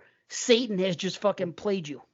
Maybe you're right, because maybe they've given us hints all around. Maybe Faith is dead, Satan's winning, and this guy has his 3 patrons of his church still that barely even acknowledge him as they're leaving. There's totally no total indifference to the church, it seems, there. Like, especially when they leave, there's no one following his post, like I mentioned already. Maybe this is the way that they're creating this. Satan has a plan and is working on it, and maybe this is the last priest standing. I'm taking it to one extreme, but this is what ends up happening. He just works and takes it out there. And what is she pregnant with then? Could it be like the Rosemary's Baby, in a sense of, like, obviously they talked about it, but they built it up, and obviously based on how it ends, she's left to walk away. Like, it's an interesting theory. Again, I thought the way you're thinking, more just how it evolved, but not necessarily that it was already the plan before. And you can argue that maybe this was always the plan, obviously, that because of the fact of her coming in and mentioning it, and it's already been done. Well, seeds already been laid, and we're just seeing the sort of the last bit of evil unfolding, so right. that it climaxes the way it does. See, and everything. It's been, very interesting. It's been dwindling. It's been dwindling. He doesn't have the people at church. He's putting stuff out there. People aren't responding. He thinks it's going to come back. He goes, wait till midnight mass. It always gets crowded no matter what's going on at midnight mass, which actually is the truth. And anyone that knows that goes to Catholic church, basically that's amateur night. You know what I mean? Everybody's there at midnight mass. They didn't show anybody, right? Like, if I'm not mistaken, even this time, no. But they showed him. They just show him. And that's when he's all bandaged up. Hold on. Whatever. It's like surreal, correct? Not just him, but the other guy in the audience. The Leech was in the audience, but then he was home when he got home. So I don't know what the hell he's seeing or hallucinating at this point. That's why I think it was possibly surreal. Yeah, exactly. We don't know where it is because they play around with that reality a bit. Even when he has the nightmare, like see the cross go upside down and flash a bit. Like it's done there. Like it's cross over his bed and it flips upside down a couple times in the flashes and whatever. But I wouldn't say it's suddenly done. It's there. You see, I don't think anybody can miss it unless you're just not watching at that particular point in time. But yeah, there's these little hints. But yeah, I'm on board with that theory of it always being kind of the game plan. I don't know how these two fit. I don't know if it's even more so, or they're just two pawns that are there. I think it's circumstantial. I think it is, and I think that it just goes to show what a good guy he is, that he's trying. He's even extending himself even further to help them out, and just until after the holidays and whatnot, and all this discussion on pro-life from him throughout. But he's never overbearing about it. He's not an ass. He is exactly what you expect a good priest to be. Of course, he's going to be pro-life, and that's fine. You know what I mean? And he said, and I get what he's saying in his point. He's not an asshole. He's not, what's the word? He's not, even though he's a priest, he's not necessarily over preachy with it. He says what he says. Okay, this is what I believe in. You know, he's typing his blog and he talks about it with them. You know, choose life because this is a miracle and everything else, and all that's great. And this is what he says. But then at the end, and then what's his name ends up being, in his own respect, pro-life himself when he finds out she's pregnant, which you don't even know where that's going to go. But then at the end of the day, that's the ironic twist. Does this movie actually have a pro-abortion fucking message to it? Because it's like, well, guess what? If you would have believed in abortion, this fucking child of the beast wouldn't be coming now, maybe. Because literally the only reason he didn't kill is because he's pro-life. And she wanted it out. She goes, I got to just like flushed out of me first thing tomorrow. Yes, she wanted it out. He wanted it in, and then it spoke to him, which is probably the devil. But because it was speaking in some other language, some demonic language. So it ends up going, okay. So now are we saying that the devil is pro-life? I don't know. I don't know if this movie means to go that deep. It's just something that I thought about. But it's true because they do dabble with that, and again, you see that Terry warns him about his violent side, and maybe not having cocaine available as he makes him flush all the vices away and everything else. Right. It's like, no, I need it, and I say, I told you I needed it, and he gives him a beating later. Like you can see he gets physical. It's like he seems like he could be a happy-go-lucky guy up to a point, right? And then it's like the fists come a flying or swinging. It doesn't matter who you are at that point too.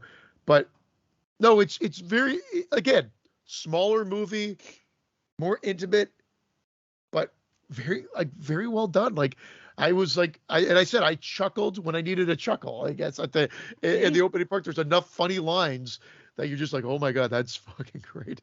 It was well written, right? Yeah. It was just the type of comedy that I like. It's not overdone. It's not fucking, not knee slappy. It's just, Now, this is nowhere near, like, remember when I picked, and again, in retrospect, maybe it shouldn't have been my number one of the year, but definitely should have been on my top 10. Another Evil. Remember that movie? Yeah, of course. That came out. Great movie. Again, different movie, but kind of like that similar nature where there's like there's a tone of evil there, but you're not too sure how to look at it and whatever. And it's very character driven with, a lot of dialogue and talky. And again, I enjoyed this one as well. Not as much. I'm floating around that half head explosion standpoint, but I was taken aback by how much I was sure I was going to love Christmas Bloody Christmas, which is maybe why maybe a disappointment feeling seeped in there, to kind of keep me from hitting that half head or that 7 range. But this one was, no question. I was like, wow, that was really good. It was good, and I like where it goes with the character, where all of a sudden he takes so much, then all of a sudden he turns around, he says, okay, he finally puts his foot down, and he comes in, he goes, okay, our next lesson is going to be this, and then he takes charge for a little bit, and you're like, okay, maybe he's going to turn things around here, but then he still, engages in some things that once he's done it, he can't seem to get over it, and then he has the altercation with Rigo, and then who has no patience for these other people. And then they have their blow up, and then when he walks out on him, actually he basically throws Rigo out, which is unfortunate, but that's what happens. So I don't know if there's a message or not, but it's something that's pretty believable as far as characters. I mean, throwing Satan out of the mix. How old was Rigo supposed to be? Because he was alluded to, like saying, "Oh, did you fuck him too?" or whatever. Oh, like, he was just like, "Oh, you took a boy home." Like, how old is he? I don't know. Yeah. I never thought about it. I never thought he was young, like a child, like fucking. Well, because you said you met him like 5 years ago or something like that. Like he talks about when he met him as well. I can't remember the timeline. I thought it was only 10 months ago. He's been sober for 10 months. Maybe, yeah. But that's it. But anyway, like that's where you're just like, oh fuck, like this is all going down the shitter. Right. Yeah. Well, obviously, no, it was, like I mean, when it. And probably the best line is, I snorted mama. Oh my god! See, now that's my humor. That was fucking crazy. Yeah, I like that. Everything with who's that bulldog? He sent the picture, and then they turned it around later. And then as soon as they turned the mama's picture around, he starts fucking partying. That's great. Yeah, that's when he grabs the bottle. Yeah, that picture was fucking creepy. Yeah, it was.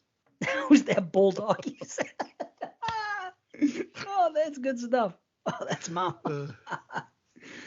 Good stuff though, man. I enjoyed it. It's serious.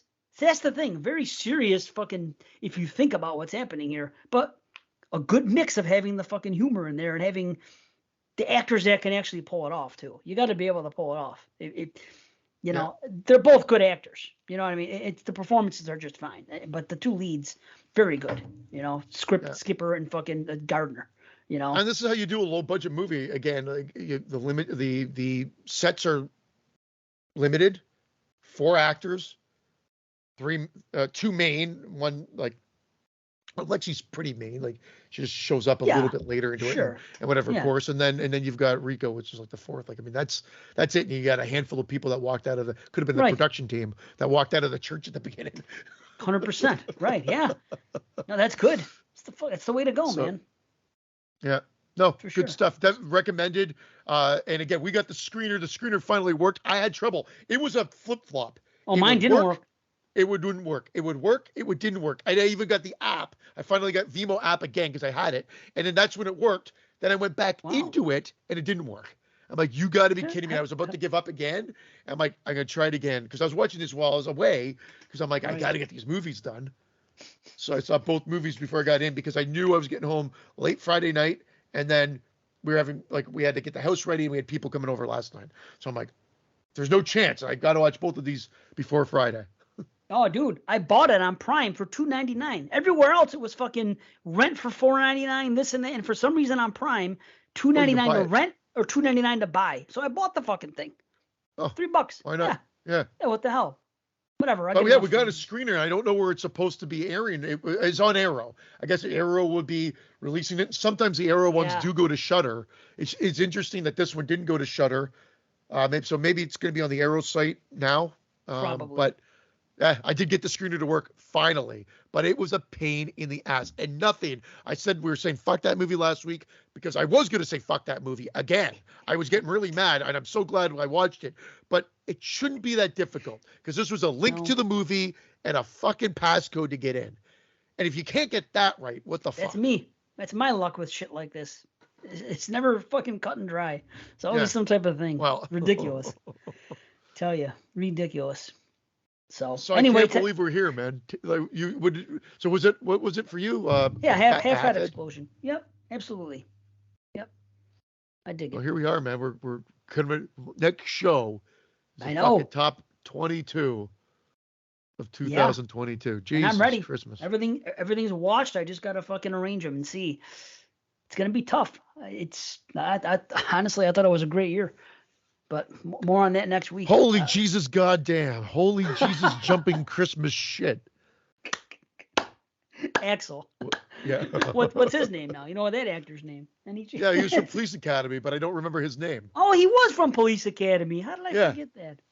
Yeah. We still don't know Trish's name, and I'm ashamed. Isn't that something? Trish. Only name I know.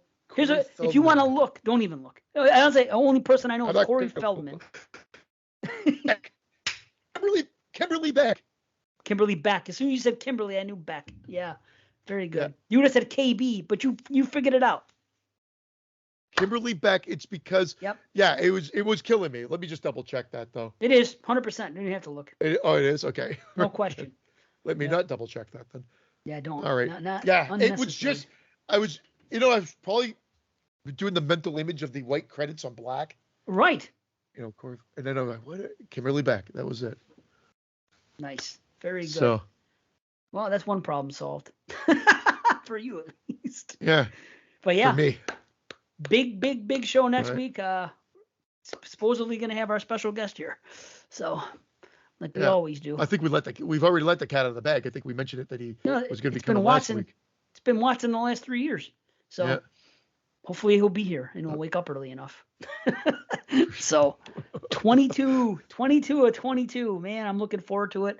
My favorite show of the year. So. Well, hopefully we could get Brandon's list. He might not have it ready for next week, but if we can get Brandon's list, we should incorporate it for sure. That would be cool. Yeah. I'm down with that, of course. Awesome. Yeah, I'd like to know.